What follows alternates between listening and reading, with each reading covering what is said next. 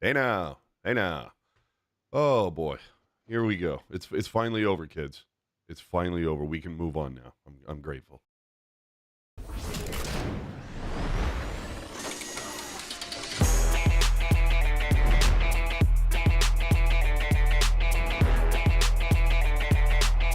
Can't stop addicted to the shindig.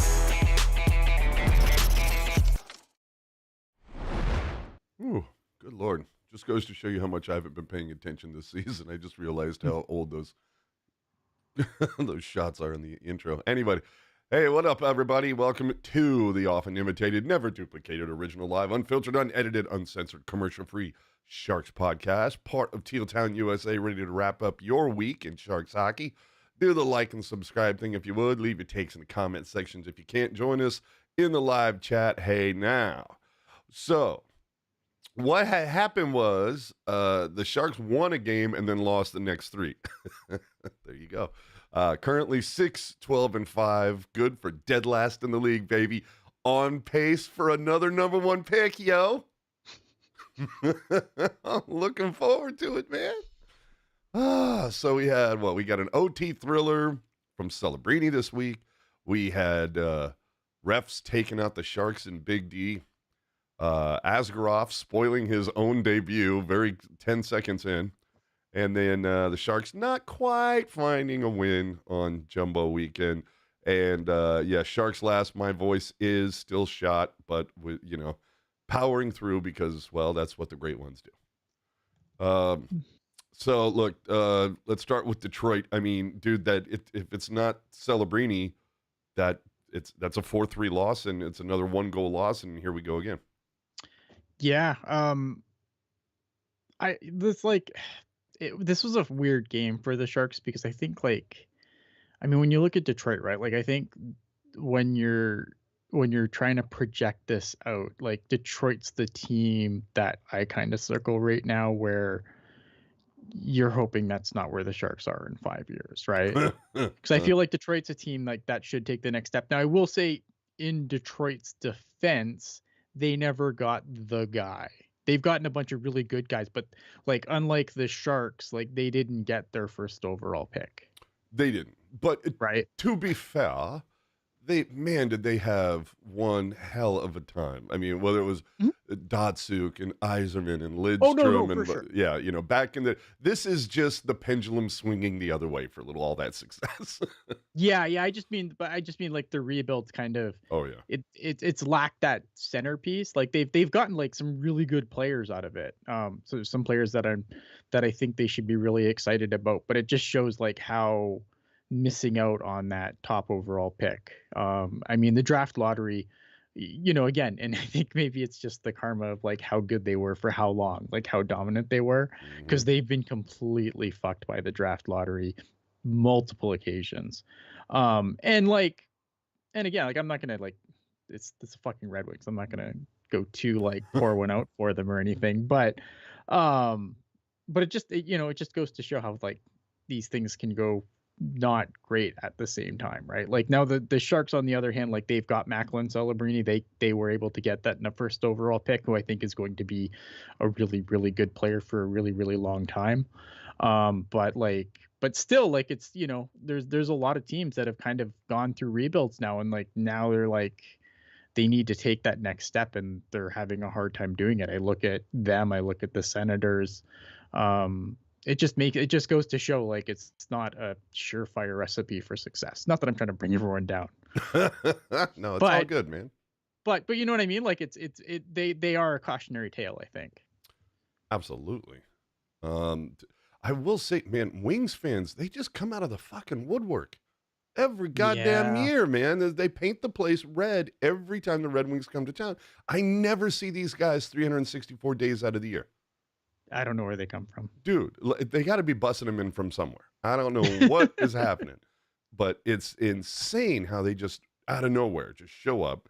But credit the Sharks clawing back from being down, won almost the entire game, basically. First OT win, the, excuse me, Celebrini breaking up that what should have been an easy empty net tapper to get it to OT. I mean, huge.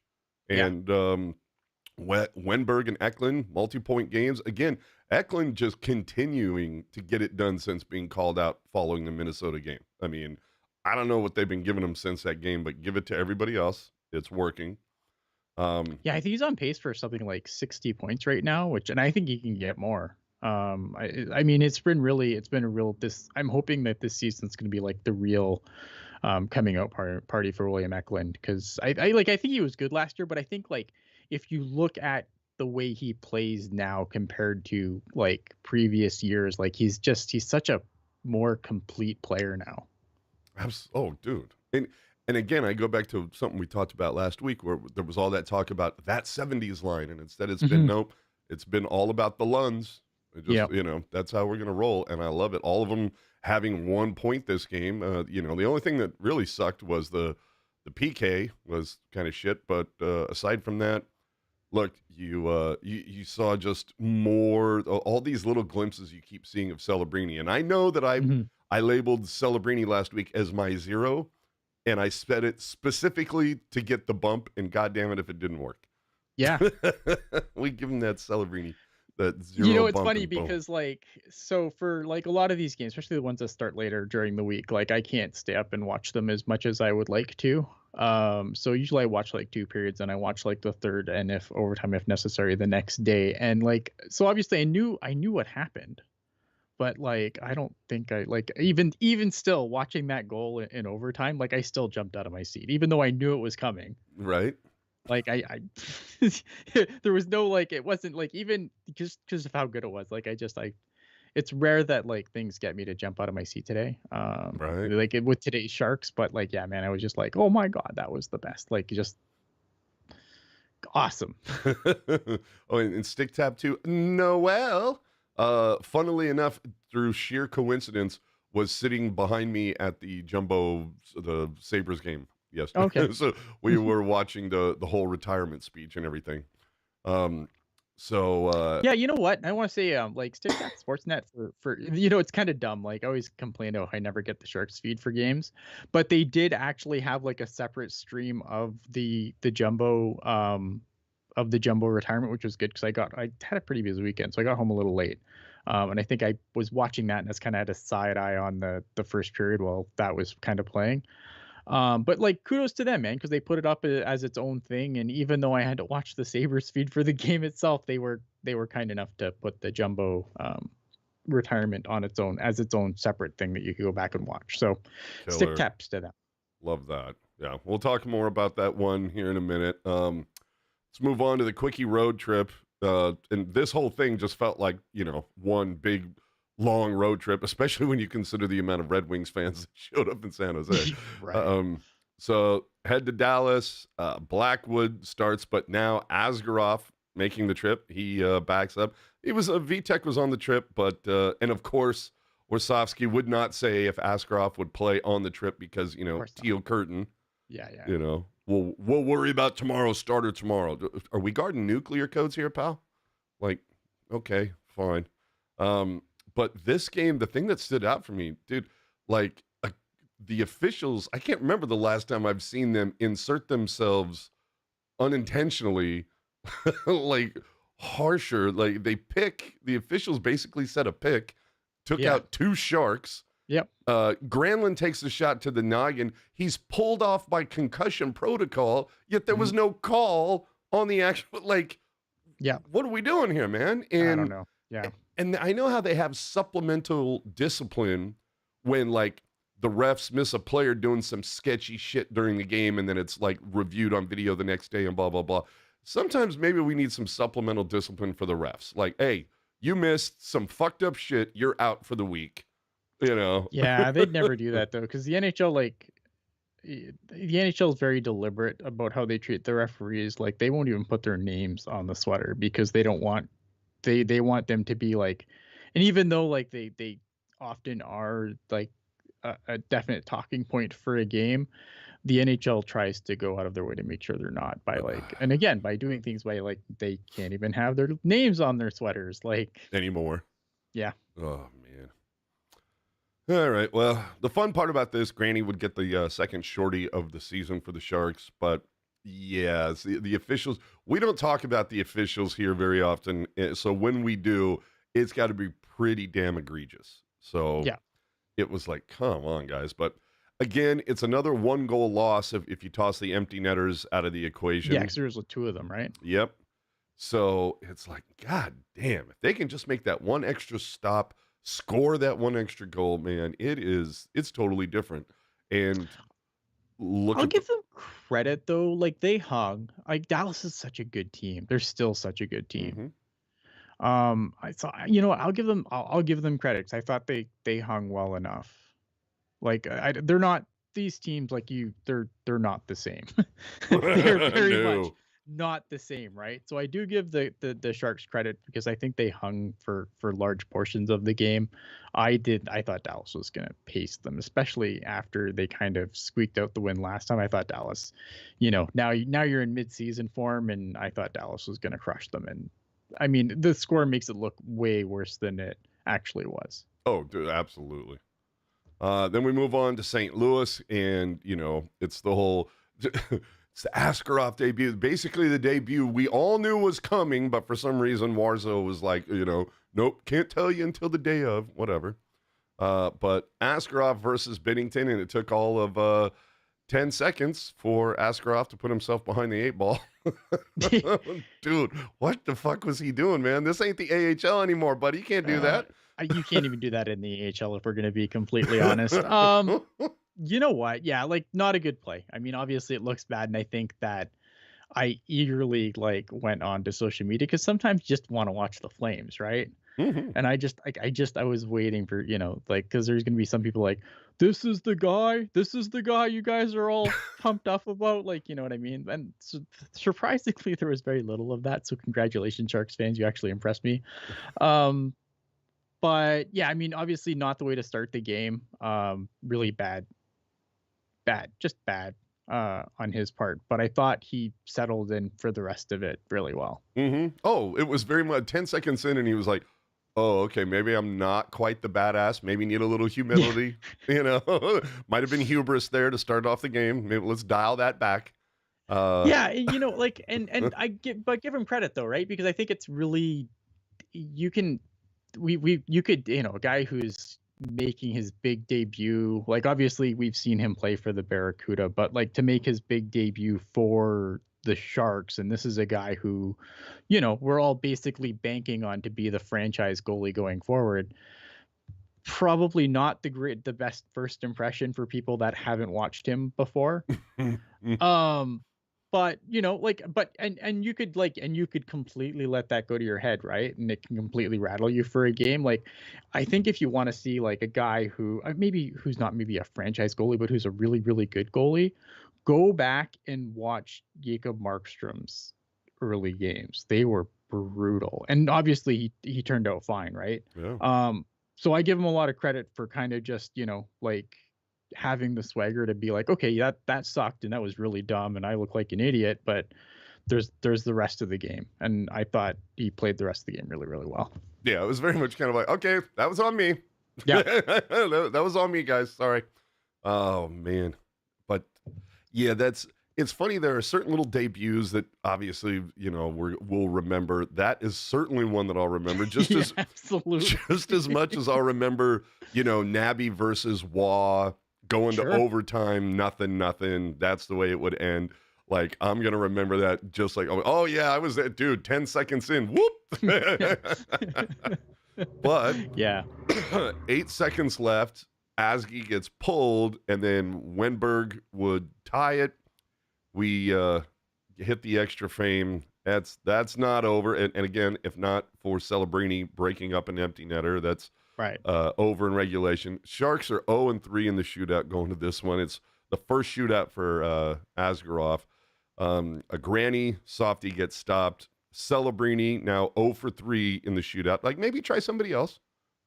Yeah, I understand. I understand the logic. Like I said on last week's show, I think this is a situation where they're hoping that they can kind of just throw them to the fire over and over again now and hope that they can figure it out by the time that it matters. The games matter, right? But at the same time, I don't know, man, but again, like you have guys that were scoring goals like in the game and then they can't get a shot. Like, what are we doing? But yeah, that's what I don't get. It's like clearly there's somebody who's got a hat hand, whether it's Toffoli or it's Wenberg. How do you not put them in the first three? You know, if it goes 4 and you want to put Celebrini in there, absolutely. But yeah, like reward the guys that are, you know, getting you there. Yeah, it's one of those things where you're trying to outweigh development towards the future and the now, and obviously the now isn't as important, but it is like, I mean, people are still paying to go see these games, right? Oh Like, yeah, and they're paying quite a lot to see these games. That's what so that's what I mean. Like, so it's a tough balancing act, and I don't envy Warsofsky in that spec, because I think he does have to, like, you are trying to look to the future of this team. The now isn't teal. That is not the hashtag. The now is not teal. The future is teal. So like, I understand what they're doing, and I get it, but at the same time, like, it's like, okay, but how many more shots is like, and Celebrini's move was good. Like, I don't think it's like, I think it'd be harder if like he didn't show anything in the shootout. Like, it was a good move. Just didn't go in. Yeah. Finally, we go to last night's game versus the Sabers. Blackwood gets back in. However, the good news, Vanacek back up. So I haven't seen anything officially about Askey going down. Is that because maybe they're just waiting for the boys to get back from Toronto? Yeah, waiting for the boys to get back from Toronto is my guess. Because again, like, there's no rush to send them back down. I don't think, like, they don't have cap constraints or anything like that. They have a roster limit, obviously, but as long as they don't activate Sturm, they don't have to send them down. So cool. And then we'll get to the Cuda versus the Marlies in a little bit, but it's all about last night and the Legends game, of course. But last night, the Sharks blow another home lead.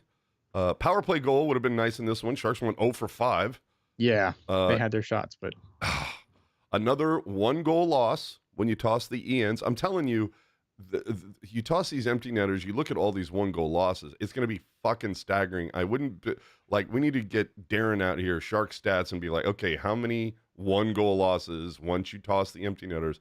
How many have the Sharks had in a season? Because I feel like they're going to be up against it this year. And oh my God, James Reimer getting the #1 star last night. I mean, just brimming with irony. Yeah, I mean, that's but like, James Reimer, like, is a very, like, hot and cold goalie. So I think it's like every other year he's good. So it must be the other year. Yeah. Well, and I was waiting for, like, I thought it would have been an ultimate troll move if at one point during the game they just played that clip on the Jumbotron from Seinfeld. It's who does not want to wear the ribbon? I thought that would have been like 3D or 4D chess troll, but I digress. Yeah. Eklund gets another point because, you know, Eklund must be always, evidently. I mean, dear Eklund, Lord. Man.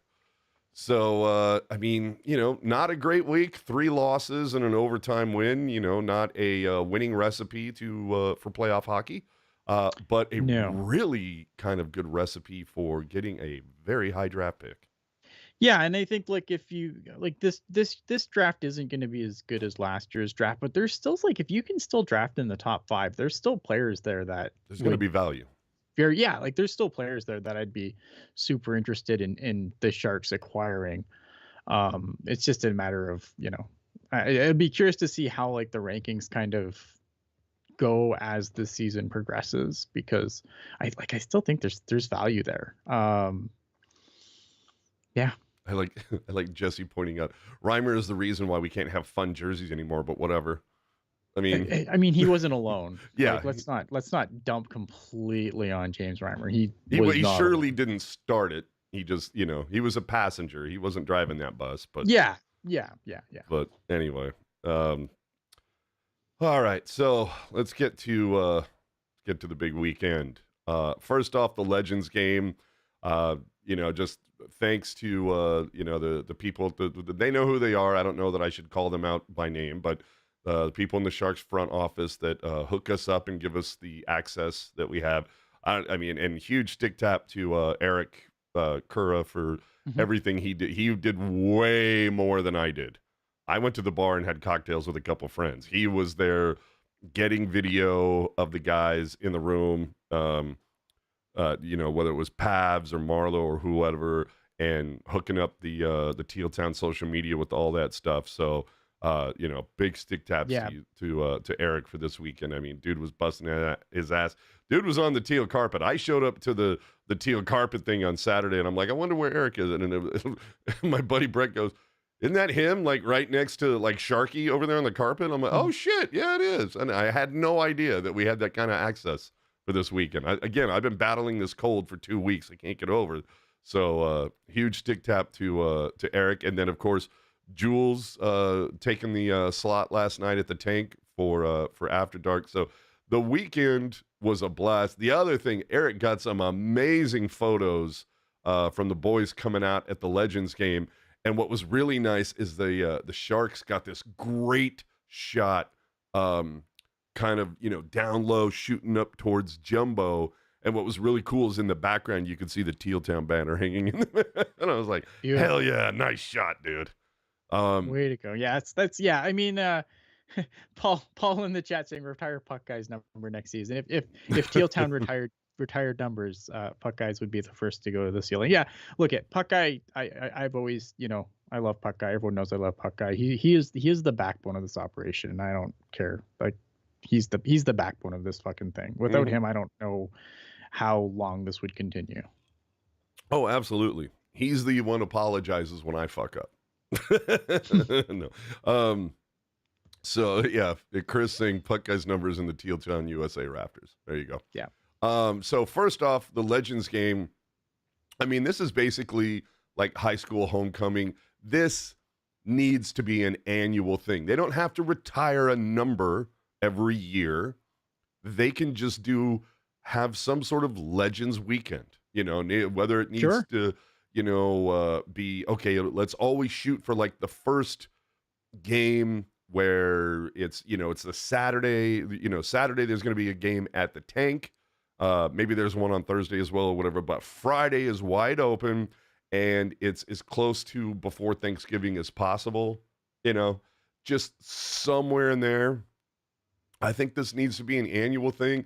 You can, maybe we need to, and I've brought this up, we don't need to retire numbers left and right because, once everybody's special, then no one is.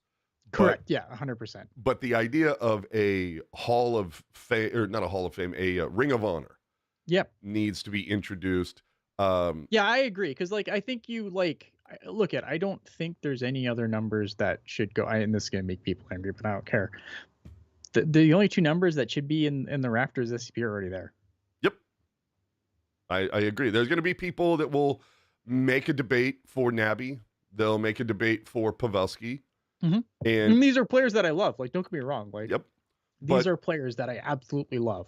But it's it's the Hall of Fame. It's not Hall of Very Good. Correct. So we have to, let's be absolutely honest about it. Could the Sharks break out a Ring of Honor? Absolutely. And there are tons of names. I mean, you can start Nabby, Pavelski, Nolan, Ricci.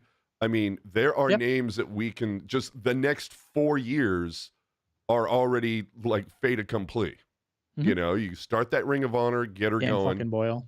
Yep. Dan Boyle's a solid one. And then when it's time, when he hangs him up, I think you can make a case for Brent Burns. Urbe. Yep. Well, see, I might fight you back on that one. I think he had Ring of Honor, not retired number, but like Ring of Honor. No, I think even Ring of Honor. I'm like, the guy he had one really, he had an okay season and a really fun playoff series. Yeah, but like if the Sharks on the map. But that's the whole thing is if that performance happens a few years later, like if they had made it to the playoffs before with somebody else, but they didn't. That's the point. Yeah, but you get what I'm saying. It's like I get it. I think he gets way too much credit for a really short amount of time. Yeah, sure. I mean, like those Shark teams were a flash in the pan for sure. But I mean, still, that's See, and Chris, that's your maiden voyage. Well, and Chris is already out here. He's campaigning to get Chloe on the Ring of Honor. So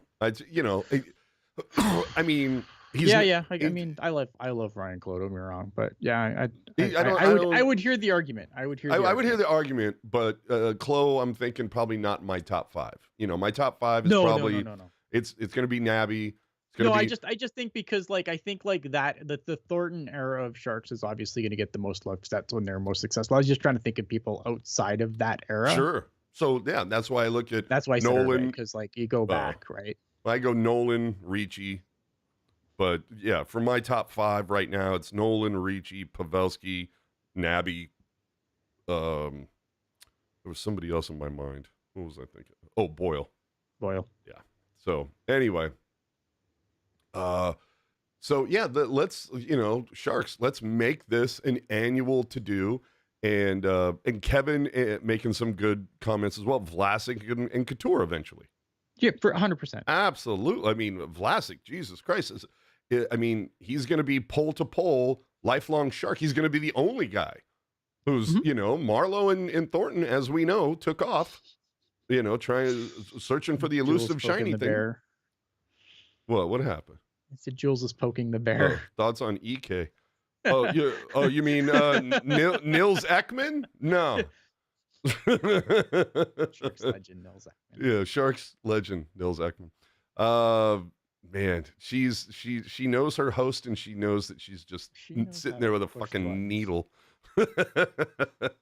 So let's make this an annual thing and keep it at TechCU. I know there might be a push from some people to go, we couldn't get tickets, but by the time we saw them on the third-party sellers, like there were ridiculous markups and everything. Well, then it's just like I don't mean to be an asshole, but then fucking log in earlier, buy sooner.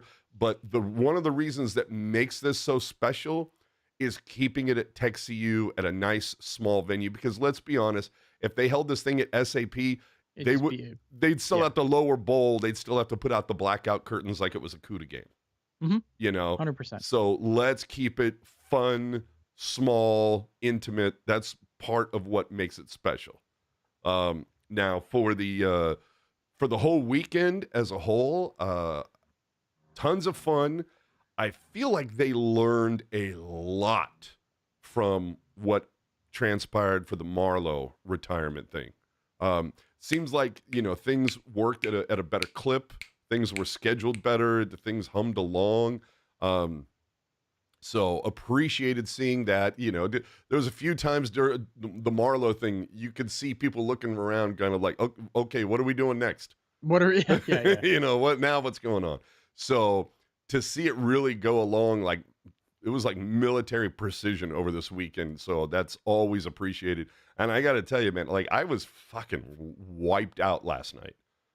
So between getting there at like whatever it was on Friday, like 4:00, going through all of that, then, getting back late, having to take care of some shit, then being up the next morning.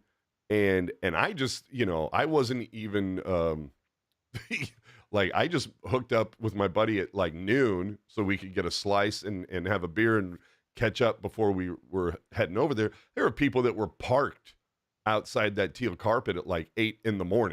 Oof. And I'm like, you guys are insane. I mean, I respect the hustle of wanting to get that autograph, 100%. But I'm like, oh, fuck that. Like, I'm not doing it. But like, I was worn out from what I did. So I imagine there are a lot of Sharks fans that like, parked their ass on the couch today and just watched football and were like, yep, feel good. We're just gonna chill out. Ruben asking though, would you say TechCU needs more concessions?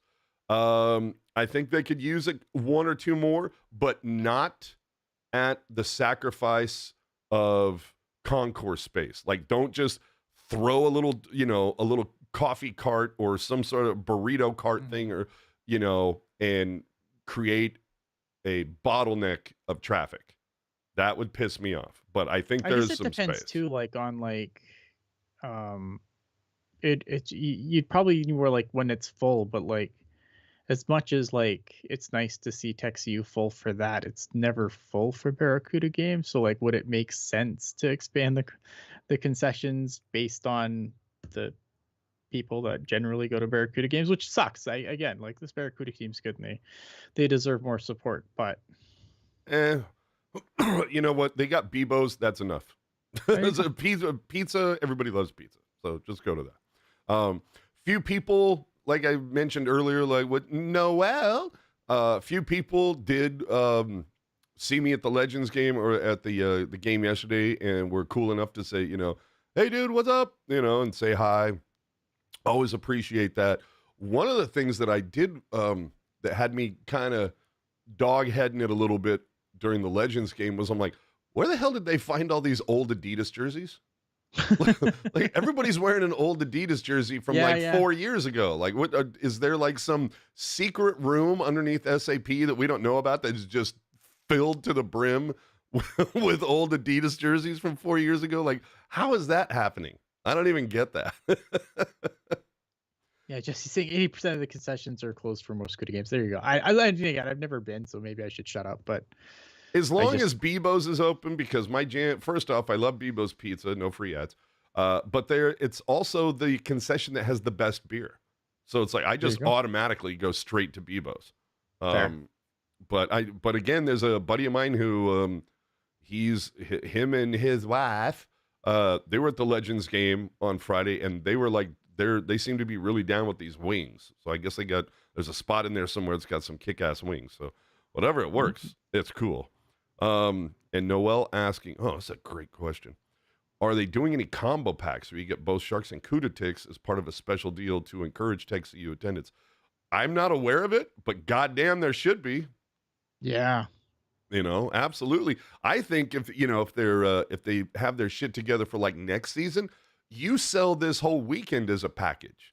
If you buy a ticket for that you have the option to get a ticket both for Legends and for whatever game that is, because you don't have to do the whole pomp and circumstance of there doesn't need to be an hour and a half of people making speeches. But I still think you can have like a quick little ceremony as part of the puck drop where it's, this is, like they unveiled the banner for Gund, like they unveiled the banner for Doug Wilson.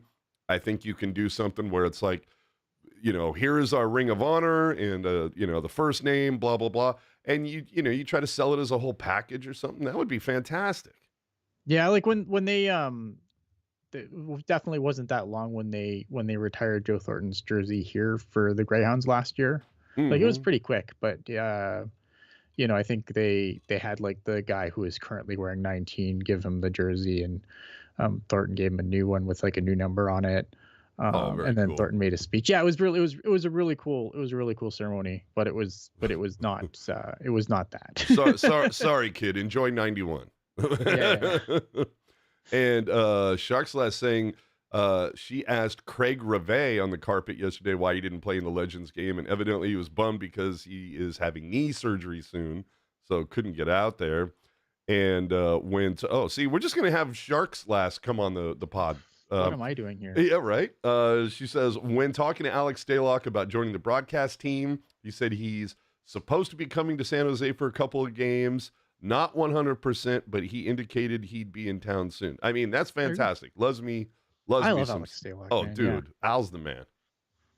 Him, and just again, one of my all-time favorite podcast moments was John Scott. I don't even know that this was a podcast. It might just be some sort of interview or whatever. But John Scott and Al Stalock, they were both. I think John was done, but Al was still part of the Wild franchise at the time. Okay. And I just remember Al said something like, "Oh yeah, I just remember there was some dick pissing contest between Doug Wilson and Jumbo, and like right when he says it, Al just goes."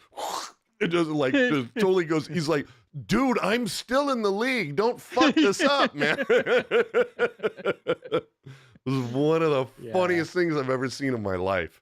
So, I appreciated the hell out of that. And Noel talking about all the nicknames.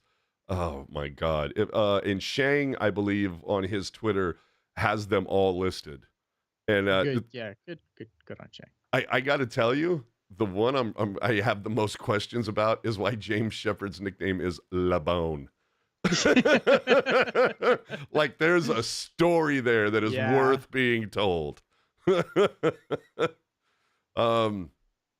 As was, predicted, I mean, anybody who follows this team whatsoever would be an idiot if they didn't think that Pavelski wasn't going to get the most applause and the 100%. Loudest.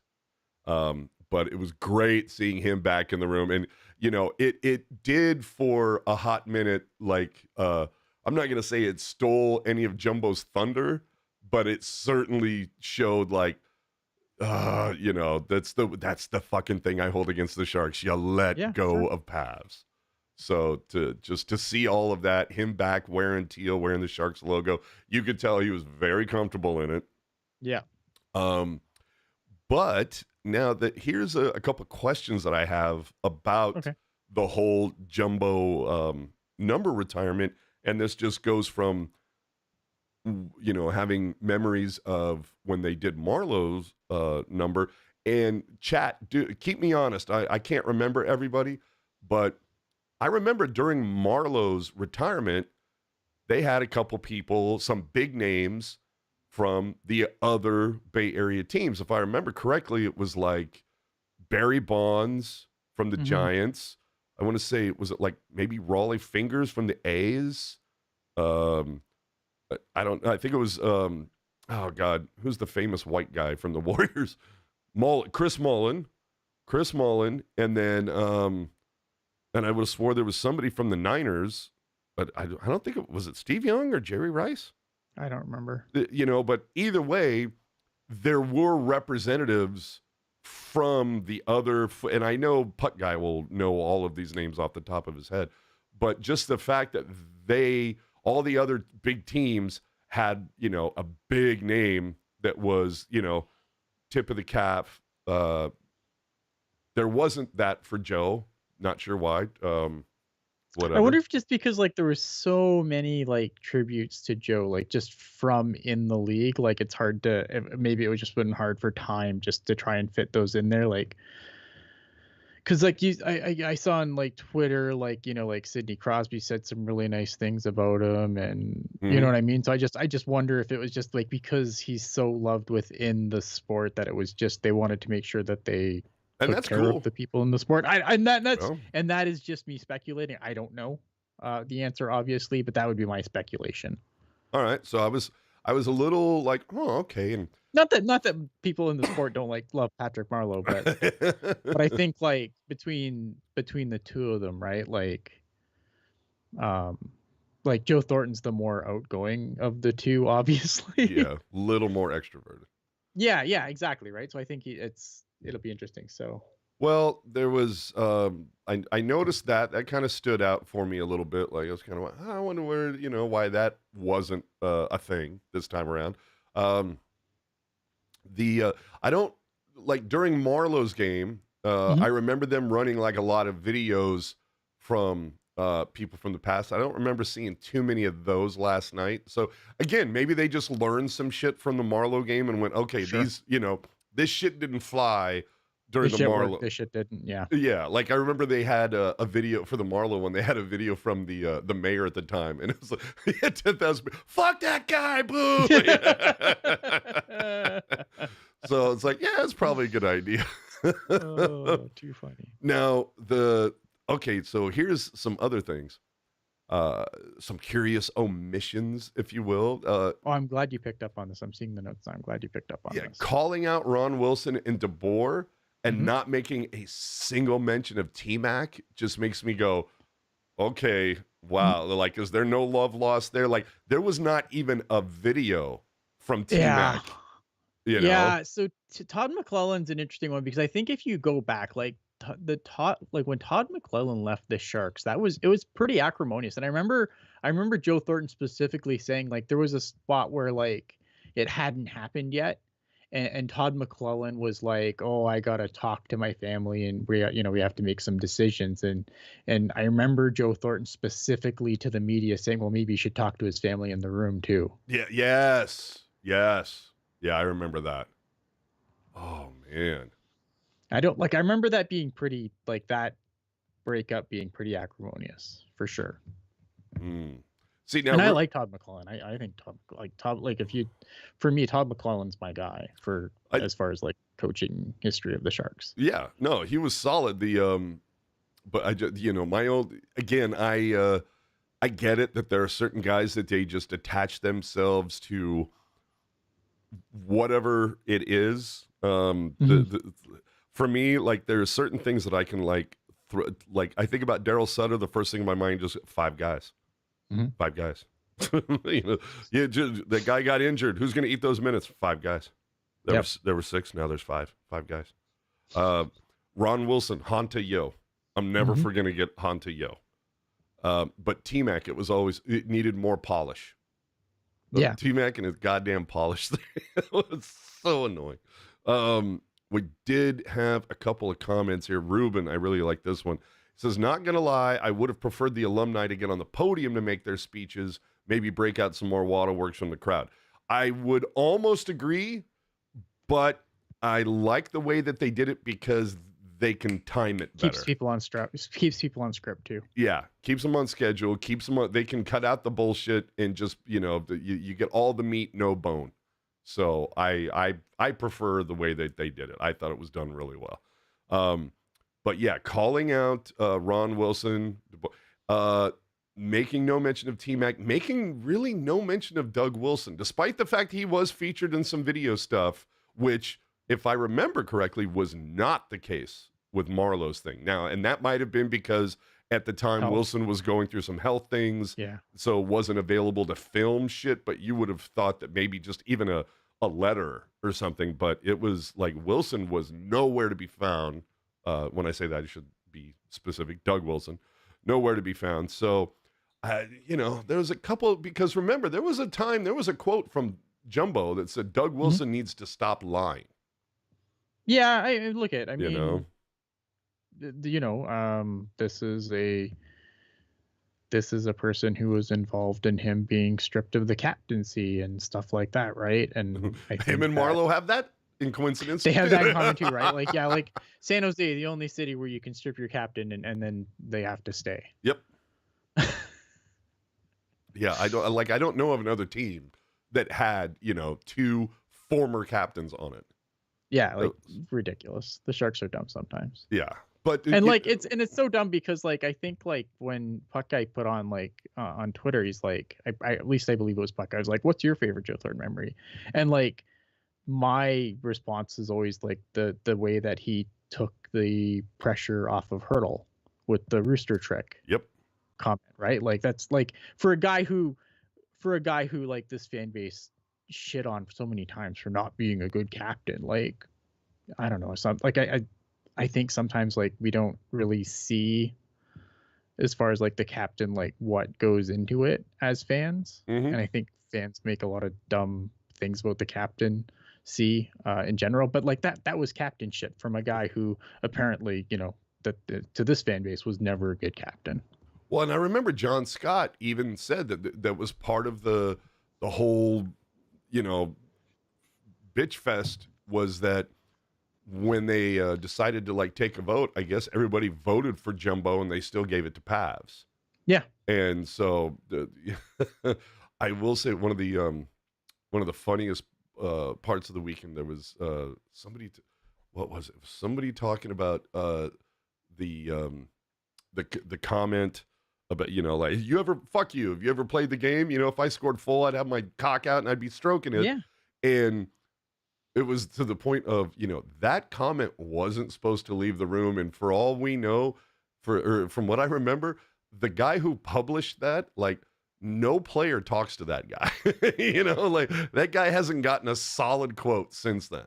But I still think that was done by design, though, right? Because again, like, this is a kid who barely speaks English, getting absolutely raked over the coals by the media, and it's silly because, like, we don't even like, oh, that's through the legs goal. Okay, great. Like, you know what I mean? Like, it's become so commonplace now, like, compared to some of the shit that these guys pull. That always makes me laugh, like how it was like such a big deal because it was between the legs and it was 7-1. And you know what though? If I remember correctly, there were only two people that made it a big fucking deal: Don Cherry and Adam Oates. Oh, there was a lot of people that do. It got a lot of play up here. But okay, well, but those seem to be the biggest voices. Sure, but because they're the loudest ones in the room. Yeah, but they could have. They weren't alone. Yeah, but it's like they could, like somebody could have said, like, "Fuck you, he's 19. They're up 6-2 in the moment. Shut the fuck up." Right? You're showboating when you should be putting your head down, and you don't celebrate the, it's stupid old man hockey shit. But that's the thing, right? Like, this 19-year-old kid barely speaks English. He's getting completely raked over the coals. And Joe Thornton, a lot of people at the time didn't realize. I mean, like, dude literally walked into the room. Him. He literally walked in the room and said, "What? Look at my dick." That was right, and that's it. Like, it was like, and I remember at the time a lot of people were like, "Oh, Joe Thornton having to go make everything about him," but it was, he did it on purpose because it was part of that's design. all people were talking about. Like, no one was talking about Tomas Hertl anymore. Everyone was talking about Jumbo because that's fucking captain shit. And it turned it into one of the funnest memes ever. It did. It was something that the fan base here talked about it until Jumbo retired. Like, anytime he scored one goal, everyone's, the next three are coming, watch out. And and there's like the picture that I like that always got like posted of like Jumbo like with a rooster. Yeah. Like in a Christmas sweater with a rooster. And like that image is burned into my brain like all these years later. The fact that he was asked about it during, at City Hall on Thursday when they're retiring, declaring it Joe Thornton Day. Yeah. He's asked about it. He's like, yeah, I don't think anybody wants to see that, type of a thing. And then he even mentioned it in his speech when he was acknowledging Hertl, just say, like, I'm not, that's all I'm going to say about that. He pulled a very much, a very Forrest Gump answer there, which I thought was hysterical. But just the fact that it's still talked about all these years. And I thought about it. I think I posted it on Twitter or something. I'm like, wouldn't it be great if, like, Jumbo score at the Legends game, he scores like 3 goals in the first 5 minutes, and then it just sits there with tension for the rest of the game. Like, literally nobody would have gotten up to go to the bathroom, to the concession, nothing. They would have been in their seats the entire fucking time. Would have been awesome. Let's see here. A couple lines from the chat here. Paul saying, as much as I love grapes, if Hertl was from Thunder Bay, he'd praise him and say he's a good Canadian boy. That's fucking absolutely right. 100% true. But he's from Czech, so, no, fuck that guy. He's disrespecting the game. Kiss my ass. Disrespectful Euro. Evidently, Noel says if you're a Jumbo fan, there is more merch coming online to the store. So sick. There you go. If you want to get look at this hoodie that I got. I love this fucking hoodie. That's nice. Yeah. It's very, I like the back where it's just a bunch of 19s and stuff. Yeah. They had some cool shit. Hopefully they make this stuff available online too. So anyway, just like I said, all around kind of really fun weekend. If, people know that I'm about keeping it real, 100, keeping it honest, whatever you want to say, there were a couple things that weren't so great. And we have to, we talk about the good, but we talk about the bad too. The tank, I loves me some SAP Center. God knows that Hasso, who I thought it was really classy of Jumbo to call him out during his speech, but Hasso, never afraid. I mean, if he made you a multimillionaire, like. Oh yeah, but I mean, there are other owners that hello John Fisher, Oakland A's. Like there are ones that are so goddamn tight with the purse strings. Hasso's had an open wallet since day one, so and he knows enough to let people do their job. He doesn't micromanage, so I appreciate the shit out of that. That being said, the Sharks in their effort to try to provide variety, which I respect, but they keep throwing out, okay, here's this little thing to get cheesesteak, and here's this little thing to get dumplings, and here's this little, and they keep creating bottlenecks on the concourse by taking up space, and you can't fucking move during the intermissions, and it's so frustrating. And the thing that really gets me is that at least back in the day, whatever it was 7 years ago, before they got rid of the smoking sections, you could smoke out front, you could smoke in the back, you could smoke out all the side doors or whatever. You would lose at least 400 or 500 fans that would go out there, and it would, you could easily get, plus there weren't all these extra kiosks making dumplings and cheesesteaks and all of that stuff. I'm begging you, like, I appreciate the variety, but maybe like expand, like there's a huge area, a platform between the tank and lot B and C, or lot A, whatever. Either way, it's the massive parking lot. It's connected.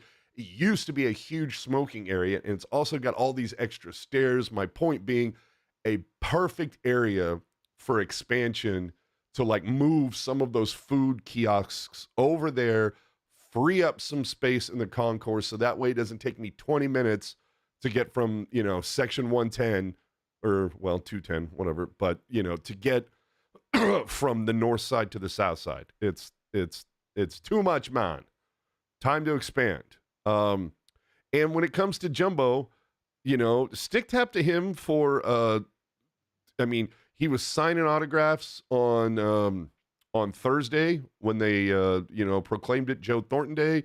He's signing autographs, from what I understand, a little bit at the Legends evening. And then, of course, last night on the teal carpet, I guess up by the area where him and his family and some of the other guys were, he was signing autographs up there. This is a guy who has been known for like leaving out the back way following, Sure. a morning practice because he didn't want to interact with fans. He's a guy who, man, gotta get your nap in. Yeah, but he's a guy who's been known to like duck out of the Meet the Sharks events because he didn't want to sign shit. So, and if you look, you can even notice that with his signature on certain things, like this signature. I don't know what it means. I'm dying for somebody to ask him. But if you look, sometimes there's a little period behind the 19 and sometimes there isn't. And I don't know what the hell that means. I'm dying for somebody to ask him. But either way, and so I thought it was rather funny when they're doing the speech and his mom was saying that he was practicing his signature as a kid. And I'm like, okay, well, there's certainly been some times where he could have used it and decided not to, but so again, stick tabs. It's like I'm not famous, so I don't know, but I could just imagine it's like, where does, like, you want to, but then like you get such a crowd that like, where does it end? You know what I mean? See, I kind of disagree with you on that. What I think it is, and I don't know if Burns was kind of the driver of the bus on this, because he started saying, if you asked for his signature on something, the first thing he would say is, "What's your name?" Because he was going to personalize it. Yeah. And I think I think people used to want shit to go on eBay. Exactly. They got tired of seeing, of coming out after practice, being nice guys, signing shit, and they get home and they see the exact thing that they just signed sitting on eBay. Yeah, no, and I think that sucks, right? Like, I think that culture kind of sucks, because I think you want to obviously like make a good experience for the fans, but like, yeah, no, there's some throwing shit on eBay. Then what? No, like, there's some. There are some fans. That fucking ruined it for everybody else.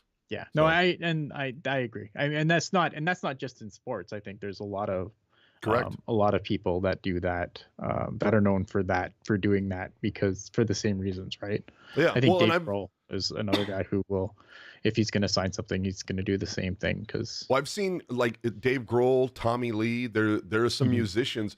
They're like, I'm not signing a fucking thing. They're like, you want to take a photo? Absolutely. Sure, but I'm not 100%. I'm not signing a thing.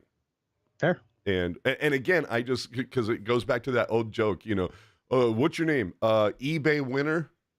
That's that's my name. So anyway, aside from they're just being so the lines being so ridiculously long, it's and let's be honest, SAP hasn't seen a whole lot of nights over the last 5-6 years that have been that full.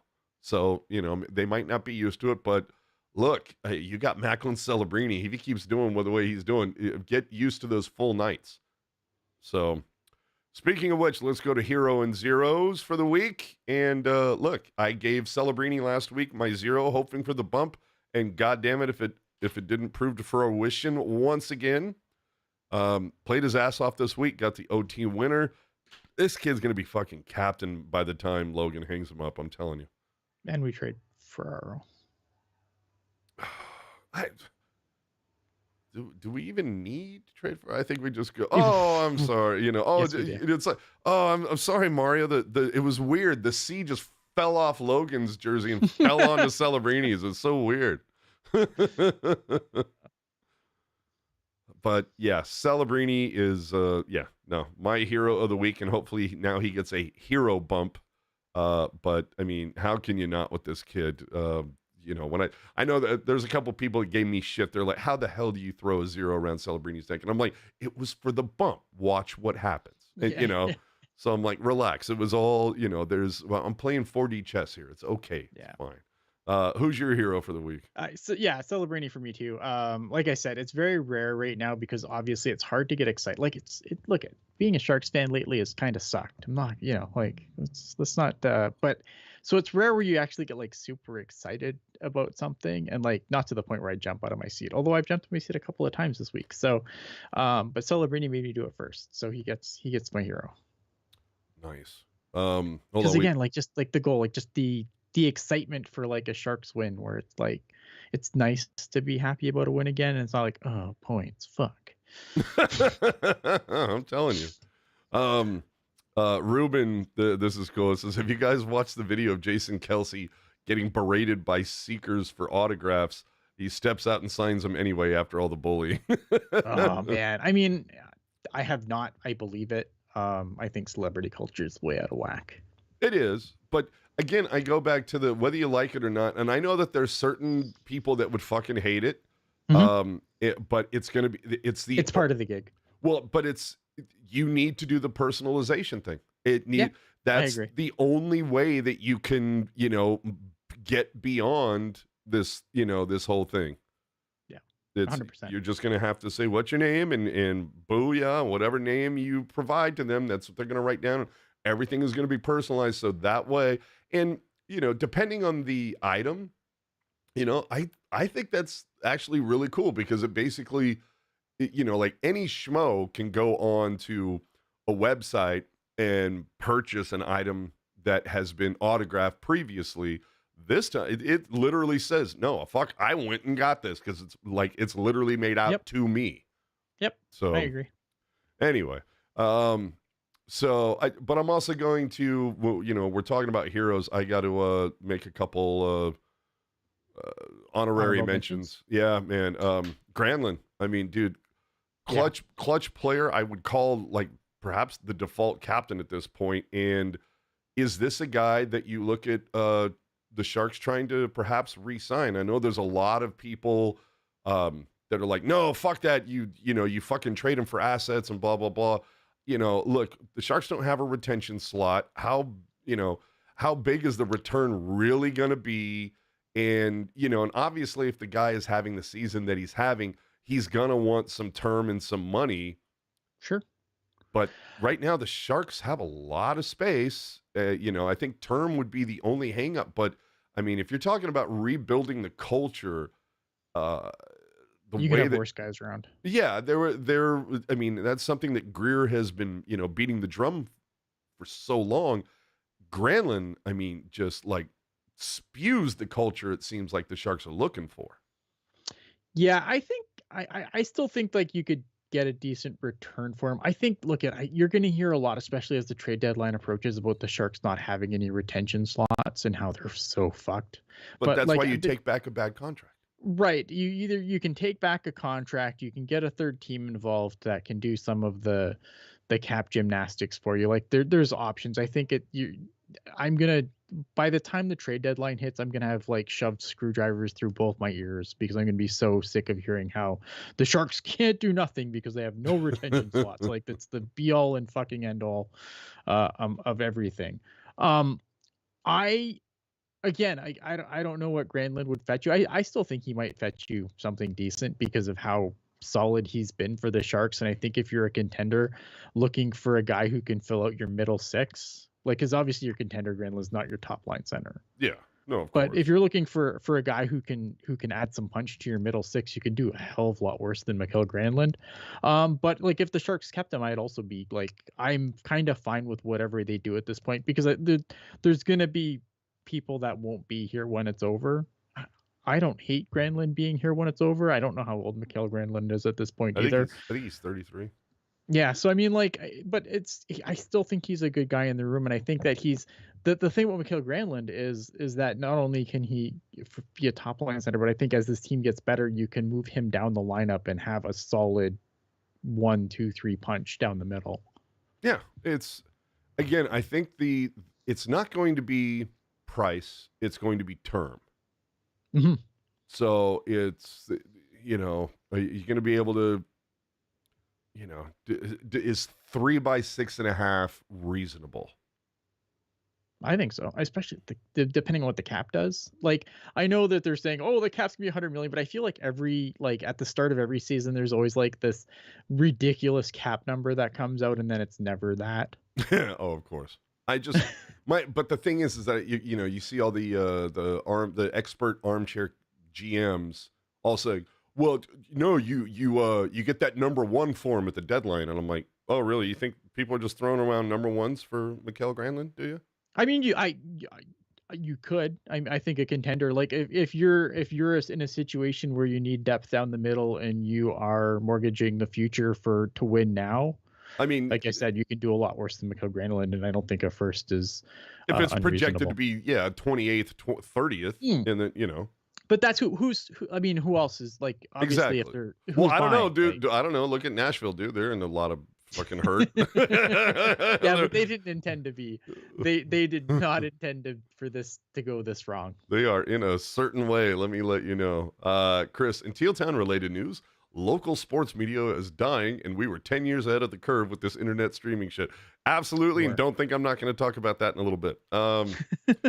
So yeah, I'm dying to see what happens with Granny. I think if you can sign him for, you know, I'm fine with either outcome because I understand the business of it, but I still like if he's stuck around for a while, I don't hate that either. I see, and that's my whole thing. I'm like, and Granlund's 32, so yeah, I mean, there you go. I mean, like he's obviously like, you know, he's on the wrong side of 30, but again, like as the team gets better and he can move down your lineup, like, and still provide you with quality play, like that, you could have worse problems. Yeah, it's just, you know, I feel like the Sharks would come along and say, okay, 3 by 7, and there would be another team that would say 4 by 6.5, and he'd go, okay, I'll do 4 because I want the term. Maybe. So yeah, we'll see what happens, but God, I wouldn't mind keeping Granny around for just a little while longer. 0 of the week, but before we get that, we're gonna go to our man Christian in the super chat. Thank you so much for the donation, my buddy. Says, I love this duo. Oh, fuck, jerk, you've been replaced permanently. God damn. Yeah, he said I'm late, dude. 7:00 Sunday, every Sunday, 7:00. And at some point we will get that beers with AJ thing happening at some point. Once I start to feel, but once I get over whatever this congestion and cough is, then we'll do that. 0 of the week for me. Dude, I gotta throw it at Warsofsky. Okay. And the reason being is if you listen to his post game, even some of his morning stuff, he has some very curt responses. It's very monosyllabic. And I get like, okay, yeah, you gotta, raise the curtain rod for the teal curtain. I understand it. But it's like, when Daryl Sutter did that shit, he could pull it off because at least he was funny. And Warsaw he kind of comes off like a dick, if I'm being 100% honest. Like, he's just very curt. There was a couple times where I don't know if it was Shang or Max, but they asked a question and it was like, yeah. And I'm like, really? You can't expand on that whatsoever? It's yeah. Now, you might sit there and say, well, that's on Shang or Max for whatever where they like, it was a leading question where it's, so, Ryan, do you feel this way because this, and this? Yeah. But to be fair, I think it's also on whoever's asking the question to say, can you expand on that, please? Sure. Yeah. 100%. Obviously they're not going to go, hey, can you not be a monosyllabic dick? And like, can you give us a little more information? But yeah, dude, like Warsaw, like I understand you have a vision and, you have what you're trying to do with this team, but like I think you can be a little. You're not getting the media good guy award this year, is what I'm saying. No, yeah, fair enough. Yeah, that's fair. I'll give mine. So I challenged myself this week because I said that anybody but Ferraro. Yeah, because I basically said I'm not going to pick on the defense this week. I need to pick not a defenseman.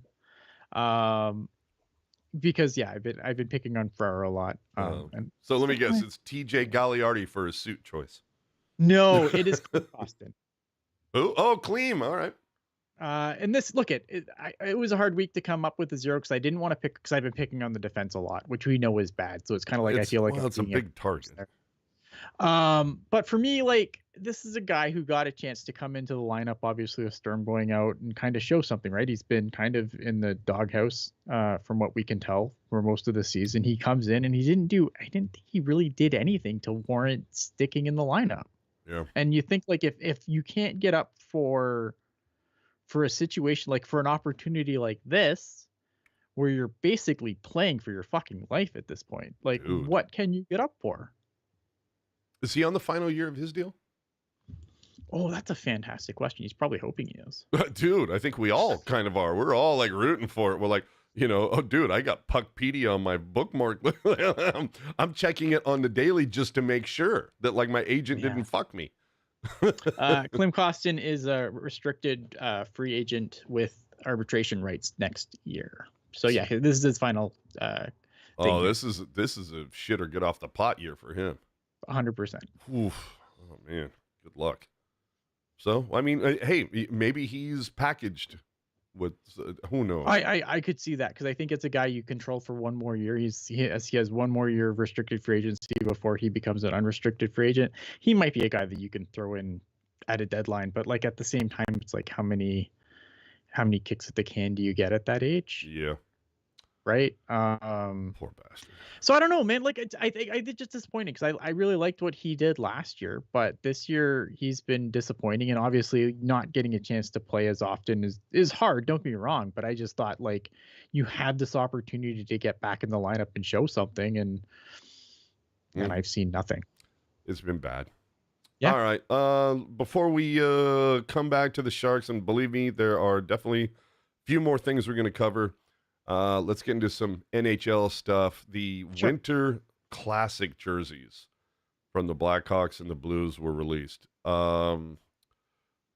Okay. I'm whelmed. Yeah, they're fine. The whole thing, like the whole thing's lost its luster at this point. Yeah. I mean, it's just it's something that I think that needs to go away for a couple of years so it can be special again. See, for me, the Winter Classic just needs to go away permanently. Like, maybe you make it a Canada-only thing. Yeah. I don't know. Like, and here's the thing, but you know what, though? Like, what is it a classic of? Like, tell me the NHL outdoor games that happened in history. Well, for me, it's not even that. Dude, they didn't start till 2000s. That's the answer to that question. No, it's like, first off, I'm sick as fuck with the Blackhawks playing specialty games every fucking year. They go and they always fill. Yeah, I know. But the fact that they suck. Blackhawks. Yes, I get it. But the thing is like the Blackhawks always say yes, and I do give them credit for that because these are games that count in the standings. I understand that the standings don't matter for the Blackhawks now, but when they were good and when those points mattered, they still did it. So I always I will tip my hat to the Blackhawks for that because they always answer the call, and their fans travel well.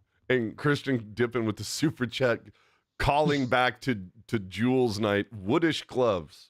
It's so good. Well, and the other thing that sucked with this. So let's tackle these St. Louis ones first because good God.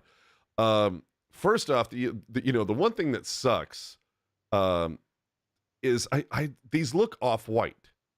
And I'm not even sure if either incorporates off-white because these photos suck. Like they're poorly lit, trying to make them look aged because it's classic. And it's Why didn't they just bitch, it's Connor Bedard, not Stan Mikita. Like, how fucking aged is it going to look when you've got a 19-year-old kid wearing it?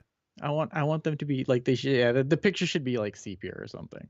Right? That'll just make it so much better. But, either way, I think like the St. Louis one, I don't know that it would be that bad if the stripes were just a lot bigger. Like if you just doubled up the sizes of all of them where it kind of stood out a little bit more. Because this is borderline beer league as far as I'm concerned. And now it's just harkening back to a time that didn't exist. And that's what annoys me about this. Right? And that's my whole thing. That's why I think Winter Classics need to die. Stadium Series, absolutely, because I love the fact that the Stadium Series ones kind of like, here's a look at the future, or let's 100%. Let's push the envelope. Let's get innovative. Let's get interesting. This is boring as shit. And now, the Blackhawks one, as soon as I saw the Blackhawks, and I know that there are a lot of people that were very much like, oh my God, they finally did one in red and chef's kiss. I looked at this fucking jersey and I said, oh, okay. So, the design team said, okay, let's just move the waist stripes up to the chest. We'll double the arm stripes, put a circle around the crest, and fuck it. We're done. Lunch, everybody. Let's go. It's definitely the better of the two, but again, like, well, and at least like the Blackhawks actually have history. Yeah. No shit. But not that the Blues have been around. Like they were in the first expansion group, so they've been around for a while, but not like. But like this feels like this Blackhawks sweater feels more earned because again, this is an arbitrary 6 team. Either way, I just look at it and I'm like, is it really that different from what the fuck they wear right now? Like, it really doesn't feel that different. Nah, it's it's just like some elements are just in different spots. Yeah. But it's all the same fucking elements. It's the better of the two, but like again, it's very rare that these actually. Well, yeah, it's like saying, okay, yeah, this Lamborghini out of this car in a Ford Pinto, yeah, the Lamborghini's better. It was a real low bar to get over, but it's a low bar. I agree. Like again, and these things like they don't do a ton for me. I think like these games don't do anything for me anymore. Like I don't even like if I like with the early ones, like I would go and watch just because of the novelty of it. But that novelty is super worn off at this point. So if the Sharks aren't in it, then I don't give a shit. Like, yeah, but it's the Blackhawks' 7th outdoor. It's their second time playing at Wrigley Field. Like, pick another fucking venue. Pick another fucking they're running team. out of venues. Like, where else in Chicago can they play? Like, they've probably only got so many. Okay, here's a radical idea. Fuck Chicago. Go somewhere else.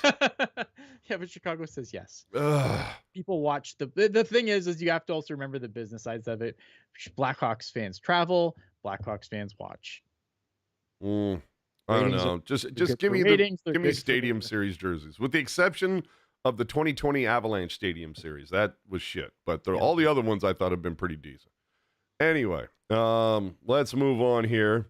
A recent anonymous player poll through The Athletic had some interesting questions, and I thought I would posit them your way. Okay. So let's see. First off, do you want Ovechkin to break Gretzky's goals record? Yeah, of course I do. Records were literally made to be broken. Yeah. Is anybody watching the fucking Capitals right now if not for that? No, well, that's exactly it, right? Like, and it's fun. Like, I get like, people like, oh, he's a big pro Putin guy. Like, and it's like, yeah, okay, so that's Patrick Marleau voted for Trump. What are we gonna do here? Right? Like I hate how like we like everything has to pass like the purity test now. It's like, does this person have views that completely align with my own? Oh no, I can't do it. Like, people are gonna disagree with me on and I'm not saying look at Russia sucks. Don't get it twisted. Putin sucks, but like, the dude's Russian. Like, what do you want? We can't have Russian break a Russian break this good Canadian boy's goal. His record. Come on. You know what though, and the thing about it too is like, I never thought like, I mean, Gretzky's points record will probably never be touched. But like, I never thought we were gonna see someone break the goals, especially like when you consider the eras that Ovechkin played through, not exactly high scoring eras. So for him to do it, I mean, he's a special player. Well, he also played in a division that had some pretty fucking good goaltenders there for a while. Yep. So it's like, yeah, and he played an era where, like, when scoring wasn't like, obviously scoring has increased more recently, but coming out of the dead puck era, like when he started in the league, like there was still a long stretch of time where scoring was way fucking down, and yet he's like when Gretzky played, like he played at the start of like when things were, like games were stupid and the goalies were optional. well, They didn't know how to play goal. Like the goal, you look at like how goalies played goalies when Gretzky started versus how they play now with a guy like Ovechkin. Like it's night and day. well, dude, And when was the last time you heard a goalie referred to as being in the butterfly? right. You don't even hear that shit anymore. No, so it's normal. Yeah, and the other thing that I think is funny is I can't remember who was talking about it. Basically, they were saying like, okay, you know what the difference is between Celebrini and Michkov? It's that Michkov is Ovechkin, Celebrini is Crosby when it comes to their games. Yeah, and I was like, I'd make the same thing with Connor Bedard and Macklin Celebrini. Yeah. Okay, this is one you're going to love, especially as a promoter of the Teal Curtain. Are you opposed to the NHL having more injury transparency? No, they should. I'm surprised with how they've jumped into bed with sports gambling. I'm surprised that the curtain has held as firm as it has. I'm right there with you, but because it's so funny looking at some of the comments that says, a player like his left arm is dangling off the side as he's going to the locker room, and afterwards the guy goes, "Oh, it's a lower body injury." Right. Yeah. Like it amazes me how with how sports betting has become such a more popular thing and how it's more widely accepted now that this information hasn't changed really, like, and they get away with it. And I don't know how. Like, Batman knows where the bodies are buried, man, because I don't know how he fucking does it. Well, and one of the things I thought was funny was like, well, some players just want a little privacy. Then you know what? Find a new fucking job. There's a lot of zeros at the more privacy, or college football, like, you know what I mean? Like, yeah, but there's a lot of zeros on the back of that check. Yeah. And there's a lot more, like in other sports, there's way more transparency for that reason, because of sports betting. Mm-hmm. Absolutely. All right. This one might get us into a little bit of a debate, or it might, or we may completely agree. Should the NHL expand to 34 teams? Sure. Yeah, 100%. See, I'm 100% no. No, because here's the thing, right? And here's the argument against it. It's like, because I know you're going to say, well, the other leagues are this big, but none of the other leagues have 7 teams in Canada. Well, there's one league that has one. Oh no, there's 2 leagues that have one. I mean. That's it. But that's it, right? Yeah. Like, and that's kind of my point, right? Like there's definitely room for more American teams. I think there's room for Canadian teams too, if you really wanted to do it, like round it out with 8. But there's markets that the NHL hasn't tapped, and I think when you watch the quality of play in the AHL, like I think that you can tell like AHL hockey is way better than it used to be. And it's because the players are better. You always run the risk of diluting the product when you expand too quickly. I think the NHL did do that in the 90s when there wasn't the infrastructure for players to kind of come up. But I feel like with where the game's at now, with the players being better than they've ever been, I think you could 100% expand to more markets. Well, and I know a lot of people sit there and say, why not? It means more jobs. It'll keep me in the league longer. It brings in more money. And it's like, well, they're going to. Did you see the valuations lately? Like, I get that. I just go, you know what? 32 is a nice, perfect number right now. 8 in each division. No, and that I agree with. Half of them make it. It makes sense right now. It's just kind of like, you know what? For me, it's let's we just had expansion, over the last 5 years. Maybe we let it lie for I don't think decade. it would be anytime soon. Like, I don't think it'd be quick, right? Like, I don't think like the NHL is going to announce expansion next year, but I think by the end of the decade they expanded by 2 more. I don't think that'd be the end of the world. Like molasses here. Ian has the best opinions. AJ has the best rants. Love it. So where would you like to see the new NHL team play? There are 2, 4, 6, 8, 10, 12 cities listed. I'll just, fire away and I'll say yes or no. Well, give me. Well, okay, because I can see the list. Here's what I think. I can't play the game. I think as much as we all cringe at Atlanta happening, I think it's going to happen. That's 4th. Yeah. Okay. I think Atlanta's going to happen. I don't think there's. It's like Vegas. It's like the worst kept secret in the league. Well, the place where everybody wants it, evidently, based on this anonymous players poll, is Houston. And I'm going, not known for golf courses, not known for, like, what the fuck is it known for that hockey players want to go to Houston? Like, Arizona, yeah. I get, like, golf courses and shit, right?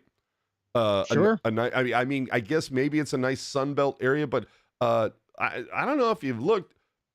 Texas fucking froze during the winter, like, 2 winters ago. So, it's not like it's one of those Arizona type places where it's really cool to go to in January because it's 75 outside. Some of the coolest pictures of like the bayou when that weird freak snow thing happened. I'm telling you. So amazing fucking photos. So they said Houston. I mean, it's like what? It's, it's, what is it? It's New York, it's LA, it's Philly, it's the San Francisco Bay Area, but it's up to, I think Houston is like by populace, like 4th or 5th most populous city in the country. Yeah, and there's ownership there, right? Like it sounds like there's a group there that really, really, really wants a team. So I mean that's always positive. I don't hate it.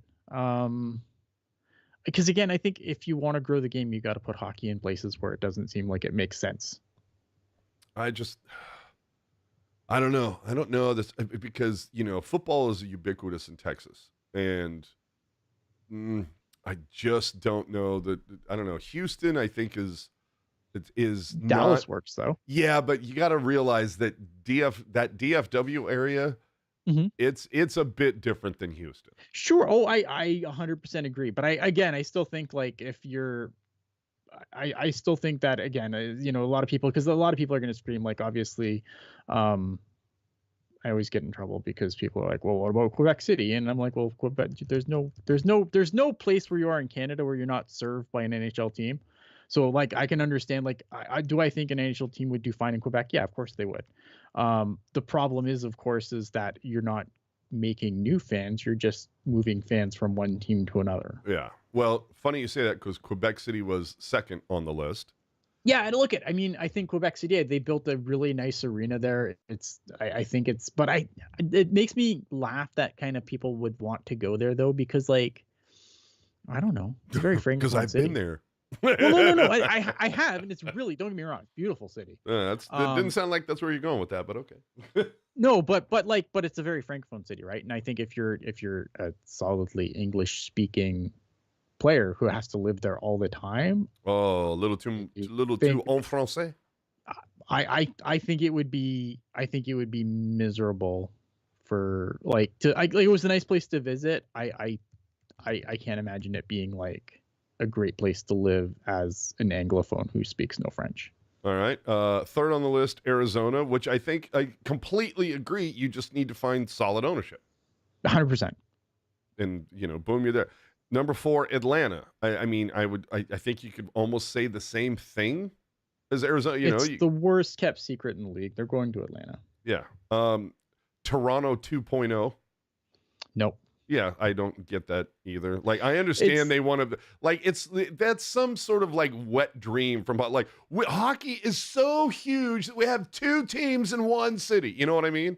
Well, I mean, like because it works in other sports. Well, I right? mean, you got the Chargers and the the Rams in Chicago football. Has 2 teams. New York has 2 baseball teams. Here's the thing with Toronto, right? And this is well, the New this York is has the two why of I was everything pushing. because they always ruin one of them. That's true. But here's the thing with Toronto. Toronto has a lot of hockey in that area. The issue is Toronto is not a hockey city. It is a Leafs city. And another NHL team I don't think would do very well there because they're not the fucking Leafs. Like, you look at the junior teams, a lot of the junior teams in that area struggle. Are you trying to say that Dangle wouldn't start a new podcast? Maybe I just think Toronto's a Leaf city, man. I don't think Toronto's like this hotbed hockey city. It's a Leafs city. I agree. So let's finish this out. Austin, Texas. I guess. I mean, I've never heard of anyone in Austin expressing interest in a team. Like, Houston makes sense, at least because you have it, like, you have an ownership group that seems like they really want to get in. Well, it's just Austin is considered like little Silicon Valley. And did we get Christian's last super chat here? Oh, I'm so sorry. Was this no? Was this? No, Houston, Dallas is different. Has more Canadians. Well, yeah, sure. I don't think Canadians is like, I hate that idea because, like, that was the whole idea behind the Coyotes, right? Oh, the snowbirds will keep them alive.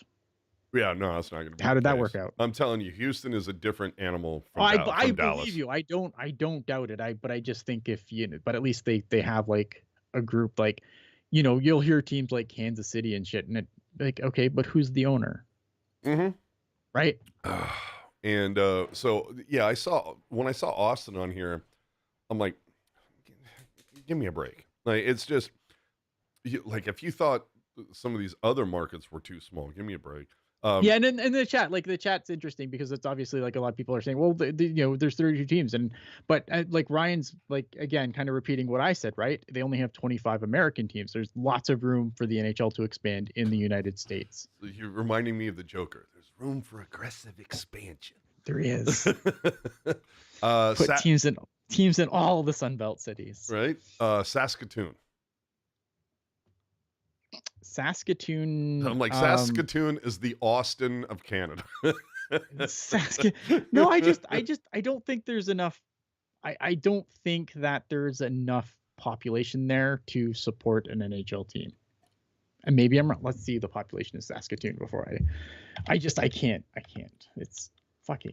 Well, and Felix pointing out, and I was going to do the same, is that Cedar Park, where the Texas Stars play, you know, AHL affiliate of the Dallas Stars, is very close to Austin. And yes, it is. My dad lives in Georgetown, which is right outside of that area. So see, here's the problem with Saskatoon, right? Saskatoon has a population of just over just under 300,000.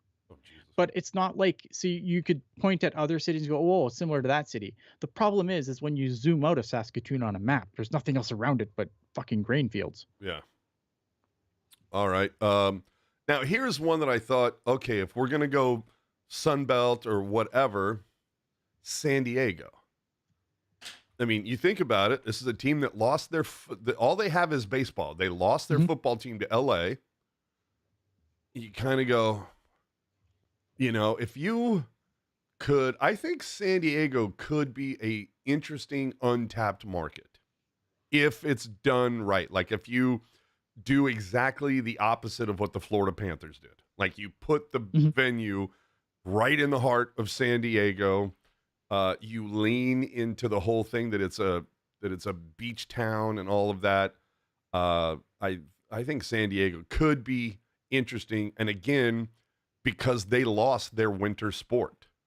Yeah. So,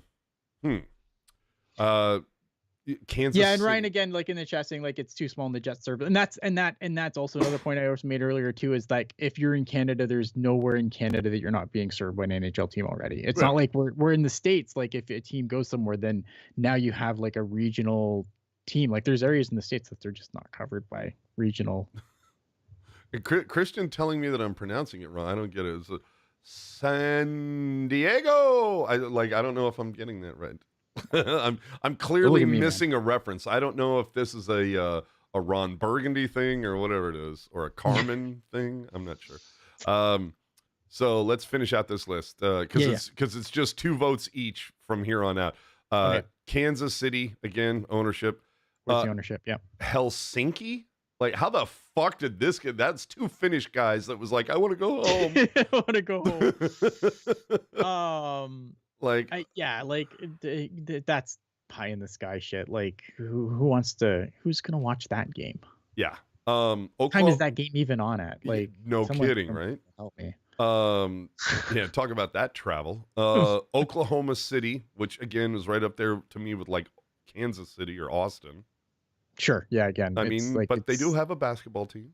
Yeah. So be happy with that, Oklahoma. And then finally Miami, and I'm like, don't they already have the Panthers? Yeah, like you don't have to put two hockey teams in a market where the first one isn't working. I think the Panthers I think the Panthers, like, they've kind of rebounded nicely. I think they don't win that cup, dude.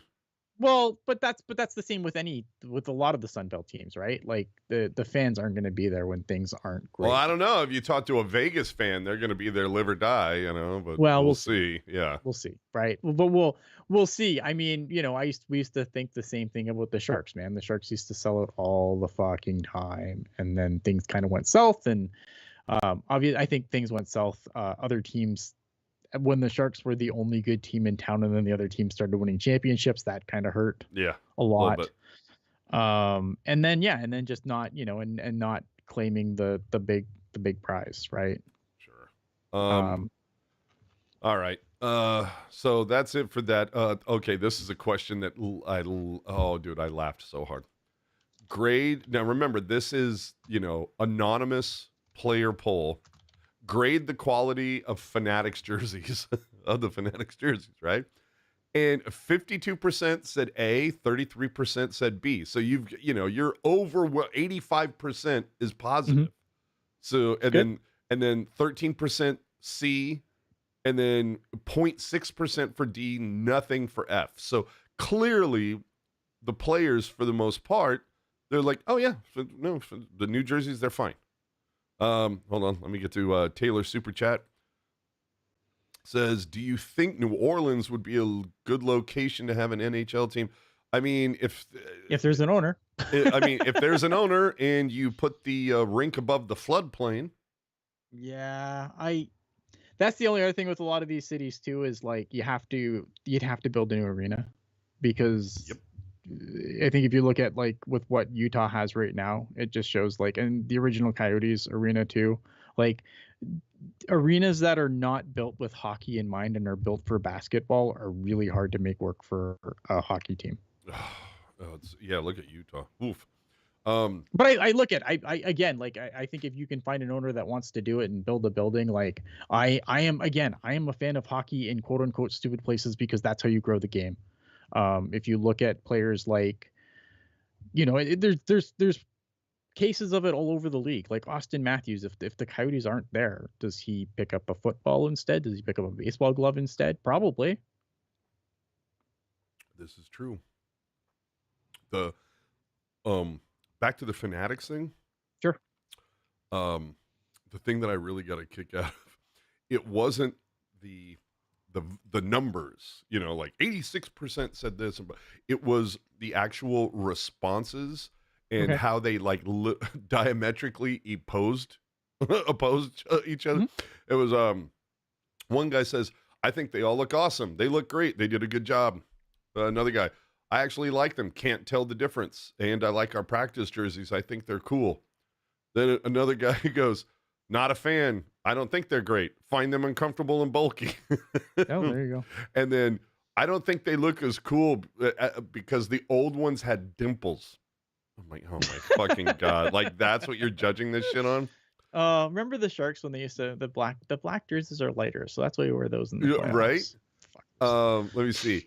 They're a little smaller. They feel a little longer. They feel a little heavier. They feel a little stiffer. The neck is a little bit different, but other than that, they feel the same. I'd still like Nike stuff. And then I don't notice this is my favorite one. I don't notice a difference, but I prefer Adidas.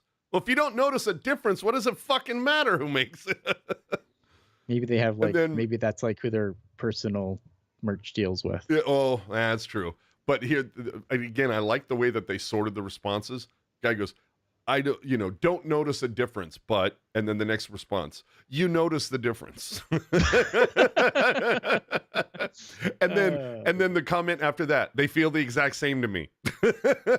So just reading these, and then the best one was somebody who rated him a B, and his response was, I didn't know we were wearing Fanatics jerseys.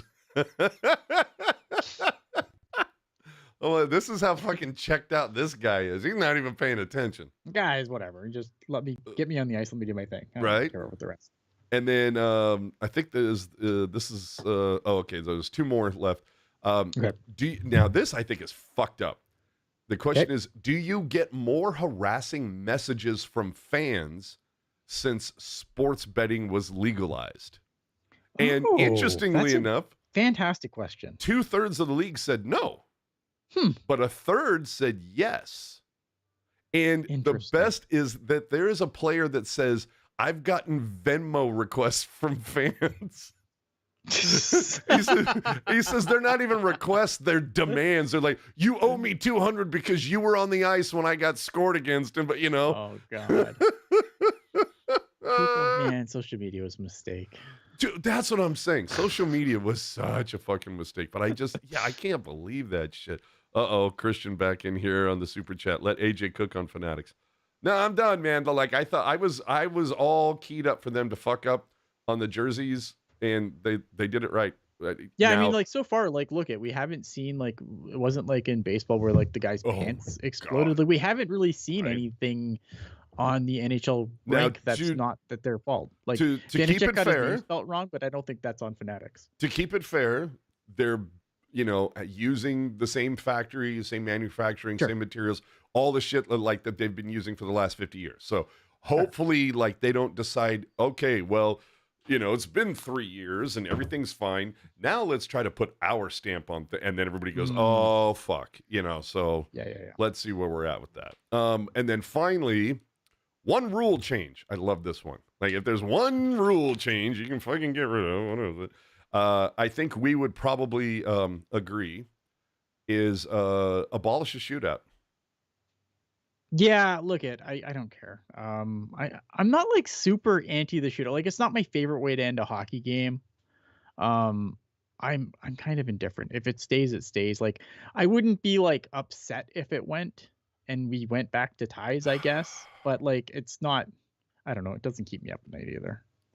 It's just, to me, it's the shootout. It's right up there with like you could just Rochambeau.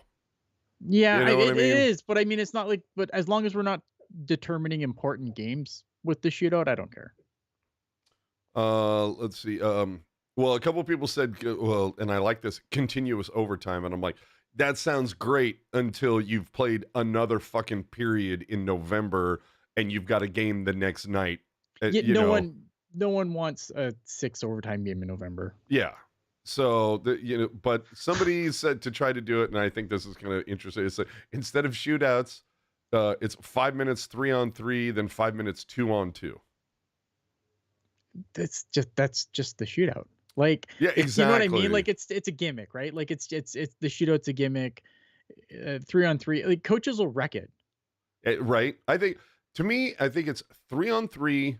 You go 10 minutes, but you also, what's that rule that they're trying to do with like the tag up thing or something where you don't have that option to like regroup or something if somebody fucked up. Yeah. So you like all forward and you cannot take the puck out of the offensive zone to regroup. Yeah, exactly. Fun.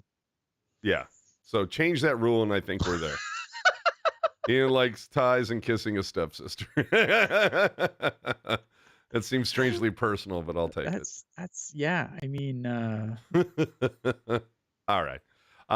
It was pointed out that the Vegas Golden Knights have taken the fewest amount of penalties this season. They're evidently on track to finish last in penalties for the third straight season. Okay. And it's like, it's weird because we always hear about like, oh, well, they all, even when you see a bad call here and there, they all shake out at the end. I mean, this certainly feeds into the conspiracy that the NHL wants Vegas to win, and it's like, is Vegas just that disciplined? Like, has this ever happened before where I don't see it's hard because we only see the Vegas Golden Knights. Like I don't go out of my way to watch Golden Knights games. So like I hate, you know me, I hate like hockey conspiracy nonsense. I have no time for it. But I don't watch enough Golden Knights games to really give you an honest answer on that. Yeah. Like, is it possible? I mean, someone has to have the fewest penalties. You would think. Right. The other thing that was really funny this week is Jack Eichel, I guess, was on Sportsnet and quoted as saying I don't understand all the hate the Knights get. Quote, I guess people just hate winners. And I was like, Jack Eichel is like the best. He knows what he's doing. He's playing. He knows what he's doing. Yeah. Like he knows exactly what he's doing. He's needling. I get it. Yeah. But I'm like, oh really? You know, where's all the hate for the Panthers? They just won. But you know, sure. I don't see a lot of Avalanche haters. I don't see a whole bunch of Tampa Bay haters.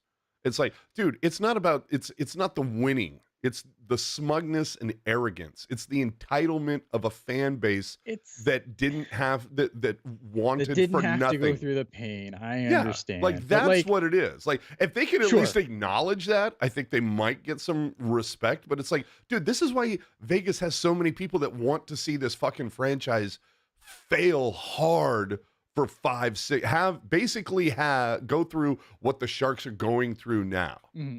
You know. Sorry. But anyway. And then finally here, before we move on, Dave Flemming, the play-by-play guy for the San Francisco Giants. 1 second. All right, quick Jack Eichel story before you go. Oh, fuck Jack Eichel. No, go ahead. So Jack Eichel, because when the year he was drafted, like what used to happen on Hockey Night in Canada was like Grapes would sit down with all like the top prospects, and Jack Eichel gave Grapes a Team USA shirt. Oh, like that went over great, I'm sure. Well, of course, right? No, exactly. Like that's why I love Jack Eichel, because like again, like you know, like Grapes obviously very proud Canadian guy, very pro Canadian everything, and you know, the just the look on Jack Eichel's face when he handed him the Team USA sweater. Yeah, this is a guy who likes poking the bear. Yeah. I love Jack Eichel, man. I don't care. I it sucks he's a Golden Knight, but I love that guy. But he's a guy who likes to stir the shit. I mean, when you see, do you remember the fucking carpet that they rolled out for that guy when he landed in Vegas after the deal? I mean, he was soaking it in. Like that guy was sporting a chub as soon as he got off the fucking airplane. He was just like, oh, this is my city. I feel it. So it's like, okay, good for you, Chief. I mean, you know, the difference between that and Buffalo, sure, pretty different. Anyway. Dave Flemming, play-by-play for the San Francisco Giants, came out this week.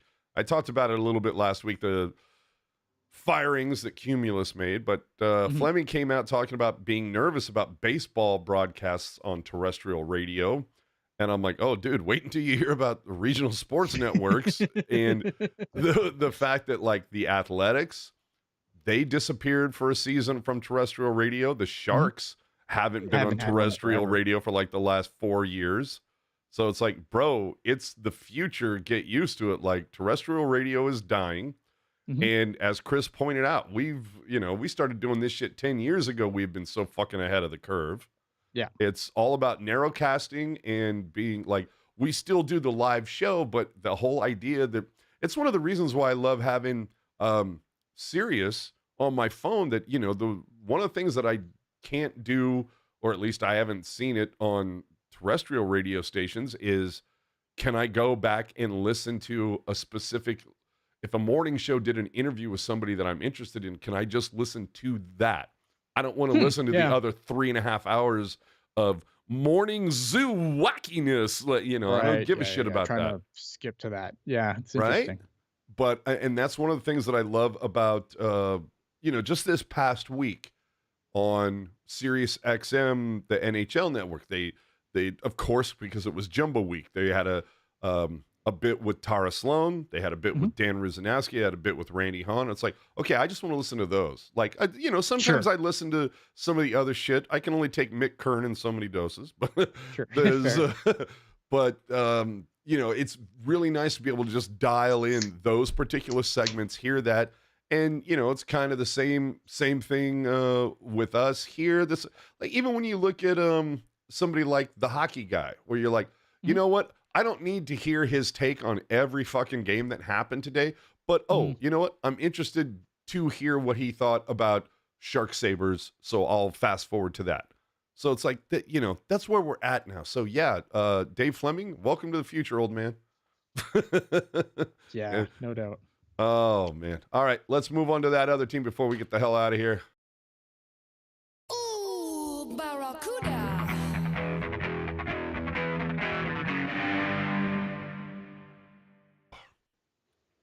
Well, it started off real shitty in Toronto. I'm not gonna lie, for the Cuda. It got okay at the end. So the Barracuda right now 10-6-0, currently third, falling to third. I get Coachella must in a second, but yeah, Coachella must have had a fucking run.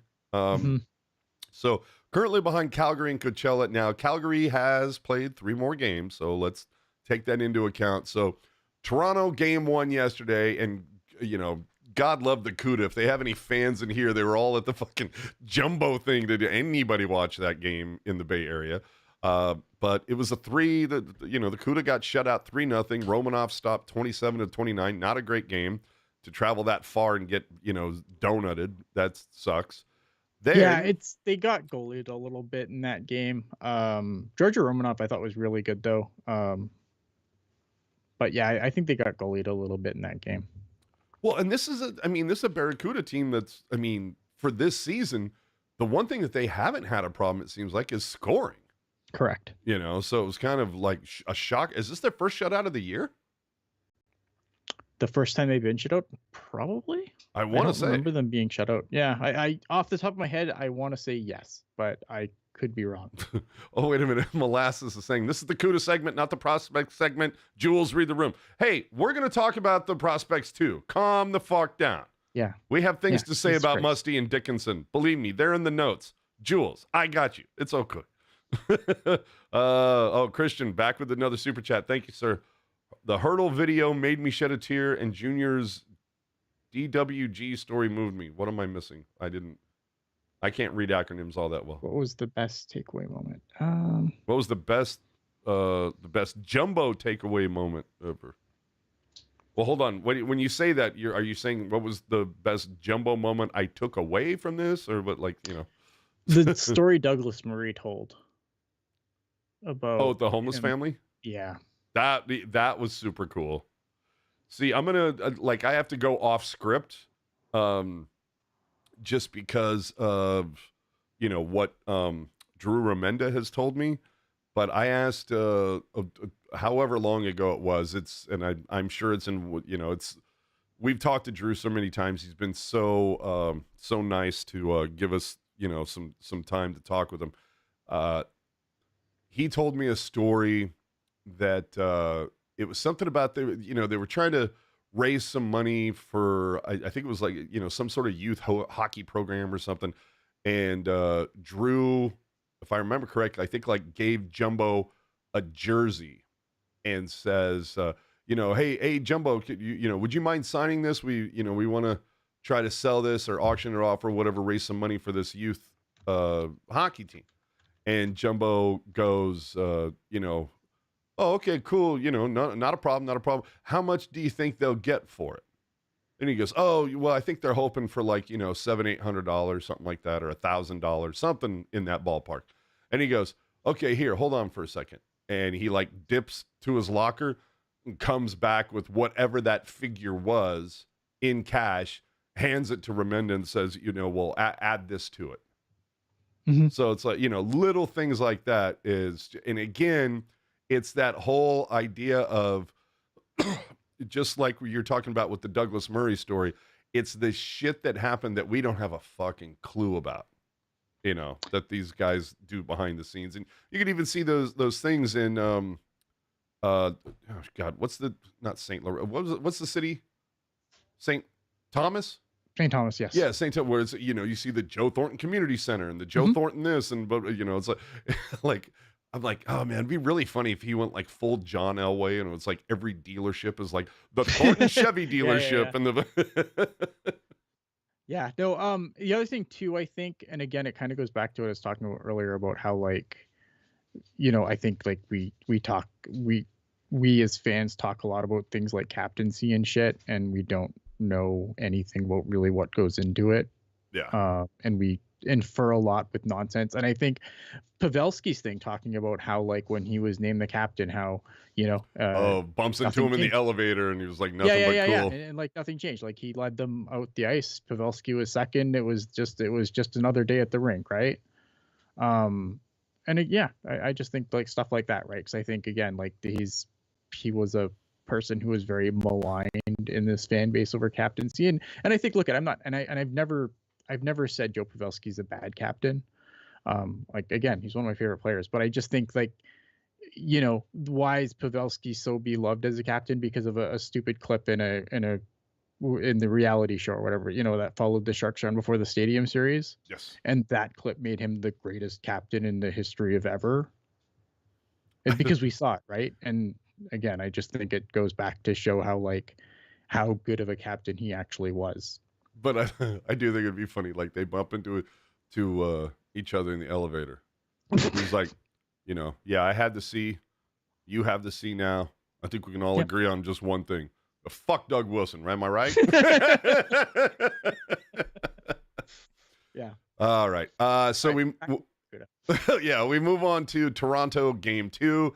Man, it was just like through 5 periods of hockey in Toronto, and it's like, did the CUDA forget how to score? And finally Gushkin scores on the power play, helps get the game into overtime. Another goal where I jumped out of my fucking seat. Oh, really? Yeah. Nice.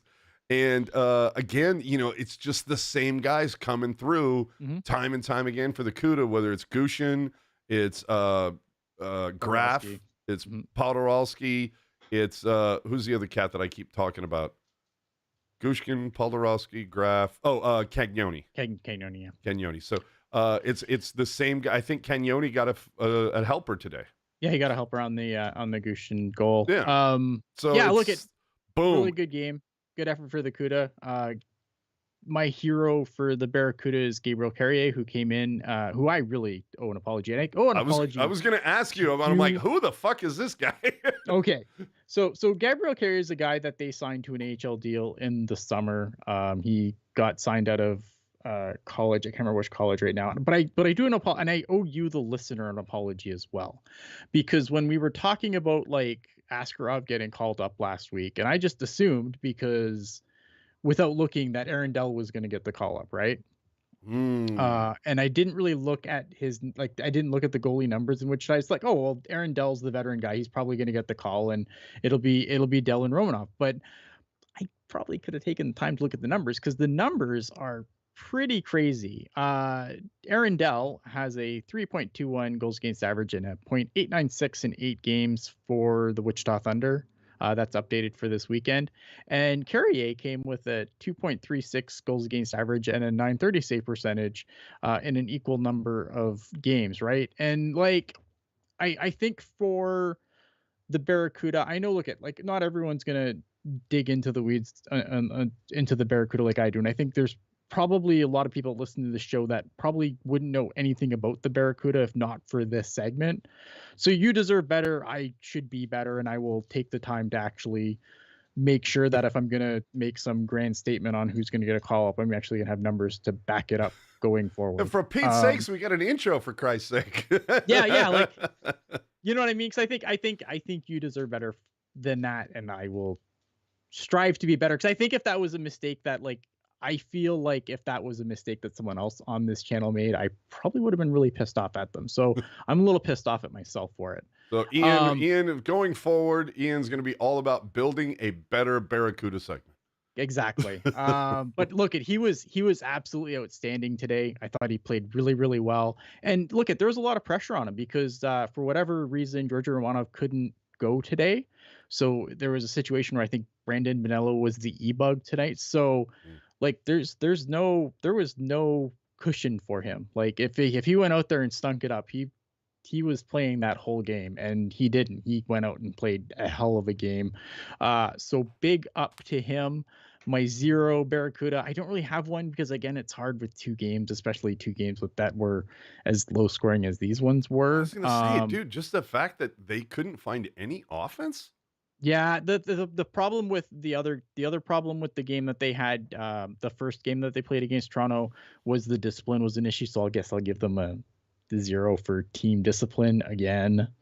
I know that's kind of getting redundant too, but like as far as players go, no one really stood out as like, oh, this guy used to be called out as being an asshat. Just one too many trips to the penalty box for the Barracuda. Well, and I mean, how many times have we? Vermont, yes, thank you. Gabriel Carrier came from Vermont. But how many times has one too many trips to the box been our rallying cry for this team? Sometimes, the Barracuda is like, yeah, but that's like they undo themselves sometimes, and so them, yeah. Well, the Barracuda in a nutshell. They did. Excuse me. They did announce a leadership group finally. Yes, yeah. I didn't realize they didn't have one. Yeah, I was just like, was that not a thing? Okay. So evidently, the captain is Jimmy Schultz. All right. You do you, my man. Mm-hmm. Home alternates are Andrew Podorowski, who, again, just can't stop putting numbers up. Yeah. Along with Lucas Carlson. Then when they're on the road, as they were in Toronto, Scott Sabrin and Colin White. Again, I'm not a big fan of 5 captains when you can have 3, but it is what it is. A lot of teams are doing this now. Here's what I like about this Barracuda group. So I know there was a lot of pushback to it at first, because obviously you want to see, especially guys that have been there for a while, your Tristan Robbins, your Brandon Coes, maybe. I mean, not for me, but I will use him as a name of a guy who's been there for a while. You probably want to see some of those guys be able to step in that leadership. This is a very veteran-laden leadership group for the Barracuda, but I like it because, and here's why. Because in previous years, those veteran guys would be the first guys called up. And so far, now this could change at any time. Mm-hmm. So far, the guys that have been called up have been your Dino Gushkins, and I think like Colin Graff's probably your next guy up. So this, instead of like having a situation here where it's like, oh, Andrew Agazzino's our captain, and then he's going to get called up. Like there's none of this journeyman AHL call-up shit happening this year to plug holes on this team. Like when it's time to call people up, the kids are getting the go. So I like that the leadership group should be pretty continuous for the Barracuda, if that makes sense. Like there's not going to be subtractions from it, right? Yeah, you need the consistency. I'm hopeful that Bordelot finds his way. Yeah, like saying that there's a guy who you probably want to be wearing a letter for the Barracuda. So I get that thing. But again, Bordelot's a guy who will get a call up probably at some point. God, I hope so. I hope it's sooner than later because he deserves it, It's hard though, man. I mean, I look at a lot of like he might have to have some. He might have to. Do you call up Bordelot over Graff though? No, not right now. But the other thing is, call him up over Gushkin.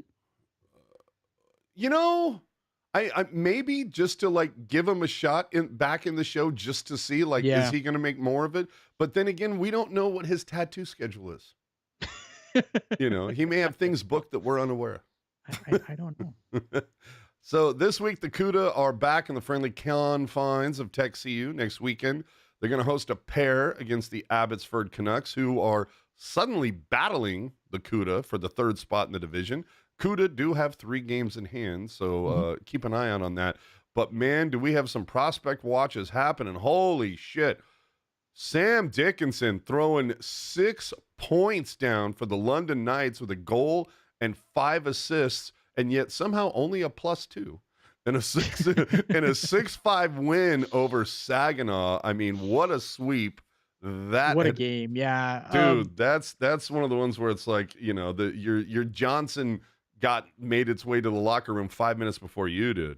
Yeah, and and the other thing with him too is like he is like 3rd in the entire OHL in scoring right now. And I get it. You're averaging on a wagon, almost 2 points a game. Ooh. Like I think he's averaging 1.9 points a game. Like stupid, just stupid numbers, stupid good. And again, like no love lost between the London Knights and the Saginaw Spirit, who were the finalists in the last year's Memorial Cup, and that game went down to the wire. So those games are always super fun. Oh shit! Hold on, let me see. I'm just getting hit up on Instagram. This is so cool. Somebody posted this. This is really weird. So I made a specialty jersey. You know, that's one of the things that I got into during COVID. And somebody has evidently gotten a hold of it, and he says, I'm going to be honest, I have no idea what this particular Sharks jersey is commemorating. It's clearly a specialty jersey that uses the Adidas practice sweater as a template. I purchased this on eBay earlier in the year based solely on the fact that the crest is badass. If you have any information on who designed this, I would love to know. It doesn't matter to me if it was used as an official Sharks event or not. One of the coolest jerseys I've acquired so far. So if anything, I'm kind of pissed off that the guy that I sold it to has sold it. Oh, wow. But the fact that somebody, Sharks Forever _91 on Instagram, I appreciate you. He just tagged me and said, like, yeah, AJ is the guy who makes this shit, dude. Oh, nice. Man. Oh, that's fucking cool. Hey, love it when somebody, you know, like, you do some work and somebody recognizes it and go, oh, yeah, it's this guy. Don't take credit for it because I know the guy who did that. So I appreciate that. Anyway, so Sam Dickinson has a big dick, evidently, and swung it around this past weekend for the London Knights. And now, in just 10 games so far, Quentin Musty has 19 points. Dude, when you're averaging almost 2 points a game, I mean, yes, 10 games, small sample size, but goddamn, talk about a big dick in the room. Yeah, you know, Quentin Musty, again, I think if you listen to like the Athletics hockey podcast, their prospect series, I know they've been talking a lot. Like he's got a pretty uphill battle to make this USA team. But man, if you're averaging 2 points a game, that's a pretty good. It's gonna be hard to. I think it's gonna be hard to keep him off. I'm fascinated to see what that final USA team looks like. But yeah, I would have a hard time leaving Quentin Musty at home. Biases aside, obviously. Dude, this Sharks team in about 5 years. Holy fuck. Yep. Wait a minute, Christian. Another super chat. AJ, sell me all your stuff. Can you be more specific? I have a lot of stuff. You can see it behind me. So, anyway, follow Teal Town USA, of course, Ian and Jewels on the Twitter for all the live tweeting when it comes to the prospects and the Barracuda games coming up this week. Maybe, you know what? Maybe next week we'll have to give away one of these, I don't even know what the hell this thing is. I just know that this was the giveaway last night for the Joe Thornton retirement. Nice. It's weird. It's some sort of thing where you can magic puck that switches. It's like a Rubik's puck or something. Oh. But anyway, so this week the Sharks have 3 at home before heading up to Seattle. Tomorrow against LA, Turkey Day Eve against Ottawa, and against the Kraken on Black Friday. Remember, Black Friday, that's one of those rare 12:30 Pacific starts. Yeah, weird. And equally rare home and home series, which with Seattle, which there are quite frankly not enough of, despite players overwhelmingly wanting it. How are the teams doing? Let's see. LA is 3rd in the division, but barely playing 500 on the road. You know, and I feel like LA might be taking advantage of playing in a shitty Pacific right now. Oh, 100%. Yeah. It's not great. I think a lot of teams are. Yeah, you're not wrong.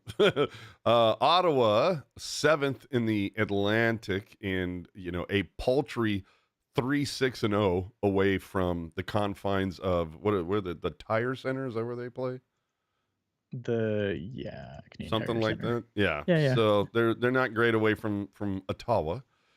Seattle right now 6th in the Pac Div, clearly not on target to where a lot of people projected them to be this season, playing 500. I think the Flames have thrown a lot of things off. Oh, dude. So they have put the monkey in the wrench so hard.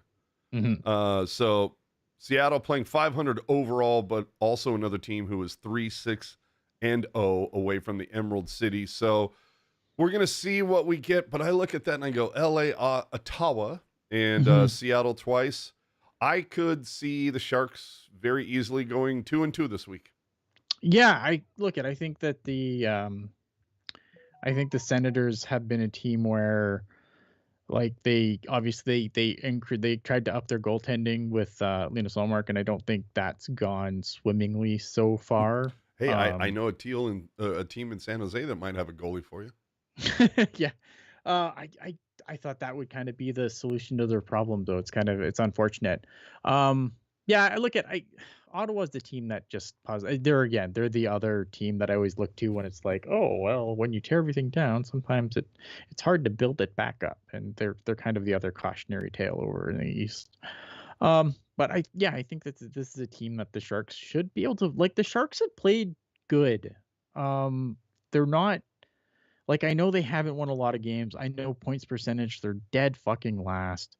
But, like, they're in more games, I find. Yeah, like, they're 1-goal losses. Or maybe they pile in some empty netters on them or whatever. But, like, they're in games completely, and it's going to be fun when they can, be in games and actually start pulling more points out of them. So I don't know, man. Like, I haven't seen a ton of Ottawa play this year, so I'm not sure what to expect. But going by record, like, these are winnable games for the Sharks. Well, and this week, it's one of those weeks where they do have a back-to-back. So are we all just, like, looking forward to yet another Will Smith development day? Man, I don't know. Are we looking to Celebrini's first development day? I will scream, dude, if he gets scratched, dude, if he gets scratched at all this week, like healthy scratch because it's part of his development, kiss mine Tokus. I don't know, man. Again, like, to me, Celebrini's done nothing to warrant pulling him out of the lineup. Yeah, like, I understand that Smith. We're gonna do whatever. Like, Smith, like, yeah, I think Will Smith has been, like, I think he's gotten better as the season's progressed, but, like, I don't hate when they pull him out of the lineup. Celebrini, I would want to pull my hair out. Yeah. Like, I'll be really mad on Blue Sky. You can find me on Blue Sky. That's right up more often than not now. Yeah, if you want to see, like, I don't know, man. Like, I hate this, like, because, like, and the media keeps, like, they're like, when is Celebrini gonna get development? No, shut up. Like, don't even put it out there. Just shut up. I understand that they have to do their job, but shut up. No one wants Celebrini to have a development day. Oh man. All right. So before we go, and Christian, you'll appreciate this. You love the rant. I went back and watched some moments from the Tyson Paul fight, and the thing that really stood out for me was, because let's be honest, I mean, the fight was horrible, and I kept keying in as to just how bad the announcer was, and I'm like going, oh my god. And so, like, when I call out announcers or the quote unquote sports hosts for putting it on and they're using the overhyped radio voices, it's because those guys are making a choice to do that. Yeah, where it's like, I got to put on my badass bitchin' radio voice because I've got a microphone in front of me and I've got to artificially make everything I say just a little more exciting. Like, no, you don't. You can speak normally. If you're an announcer that gets annoyed when people call that out, it's the same thing as being a girl that got, like, the big boob job and then gets mad for people staring at your rack. Like, you did it for the attention. Don't be mad when you get it. People don't peel out or blare their radios in traffic because they don't want people to look. So just be honest about it. I know some people, the Doc Emmerich style of calling games as if, the most benign moments are just as important as Game 7 overtime. That's not my jam. I appreciate the Randy Hahns and the Jim Hewsons, the Pat Summeralls of the world. These are the guys that let the game dictate the call. A boring game is a boring game, no matter how much you scream and put the radio affect on it. And it's just like the bilingual media guys who are going to overpronounce everything in their native language. You're trying too hard. Stop. That's all we're saying. Yeah, I know. It's true, man. Because like, especially that Sharks Blues game, man. Like, what a tale of two games that was. Because it was that one, I was like, I'm going to bed, and then goals happened. Right. See, alcohol with AJ. I'm gonna make that happen before the end of the season. I guarantee it. It's gonna be a pledge drive. Anytime somebody makes a donation of like $10 or more, I'm gonna do a shot. Oh, it's gonna be horrible. So remember to like and subscribe. Help keep us commercial free by using the super chat option, like our buddy Christian did tonight. Yes, appreciate you, buddy. Dude, during those live shows, better yet, use Venmo. You can find us at Teal Town USA. That way, Google doesn't get 30% of everything we do here. You can find links to our social media, podcast apps, and more, always in the show notes. Find everything on tealtownusa.com and follow us on Blue Sky because we're now there. Yeah. In fact, if I remember correctly, I was able to get on Blue Sky without an underscore. So it's just AJ Strong. No underscore. Fuck that underscore. And if for those of you who want to check out our brand new sister podcast, you can hit that up for fans of redheaded comedians from the 50s. Lucille Town, USA. It's coming. Very good. So with that, oh, man. What are you looking forward to over the next 4 games that we're going to talk about next week? Like, who's the guy? Are you just kind of like, man, it'd be really cool if there wasn't a fucking 38 with a target on his back?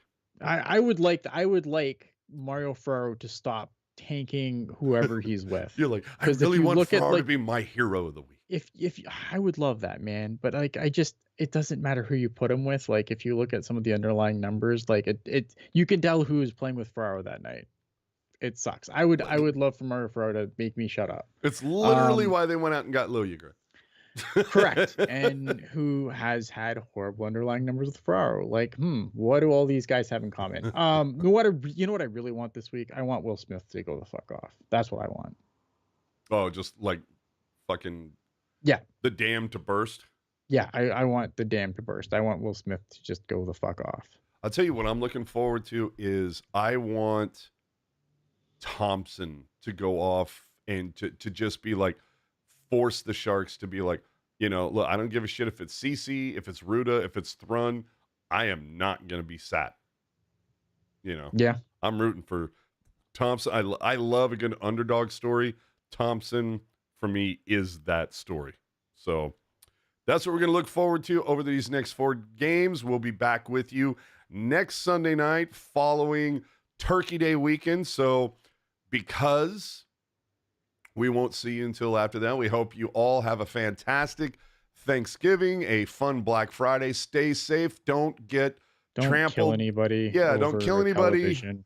Don't get trampled for a $200 laptop. It's not worth it.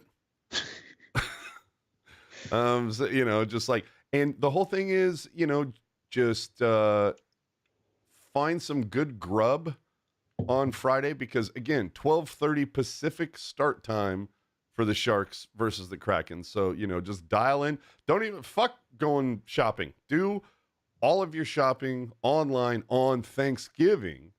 And that way you got plenty of time to just go to the Sharks game on Friday and just, have a nice relaxing time. So he's at Ian Blogs Hockey. I'm at AJ_Strong. Yeah, I'd like to wish you a happy Thursday. As they call it in Canada. Happy Thursday. So with that, we'll catch you all next Sunday. Remember to check out After Dark following every single Sharks game this week. Catch you guys next Sunday. Enjoy the rest of your weekend. We outie.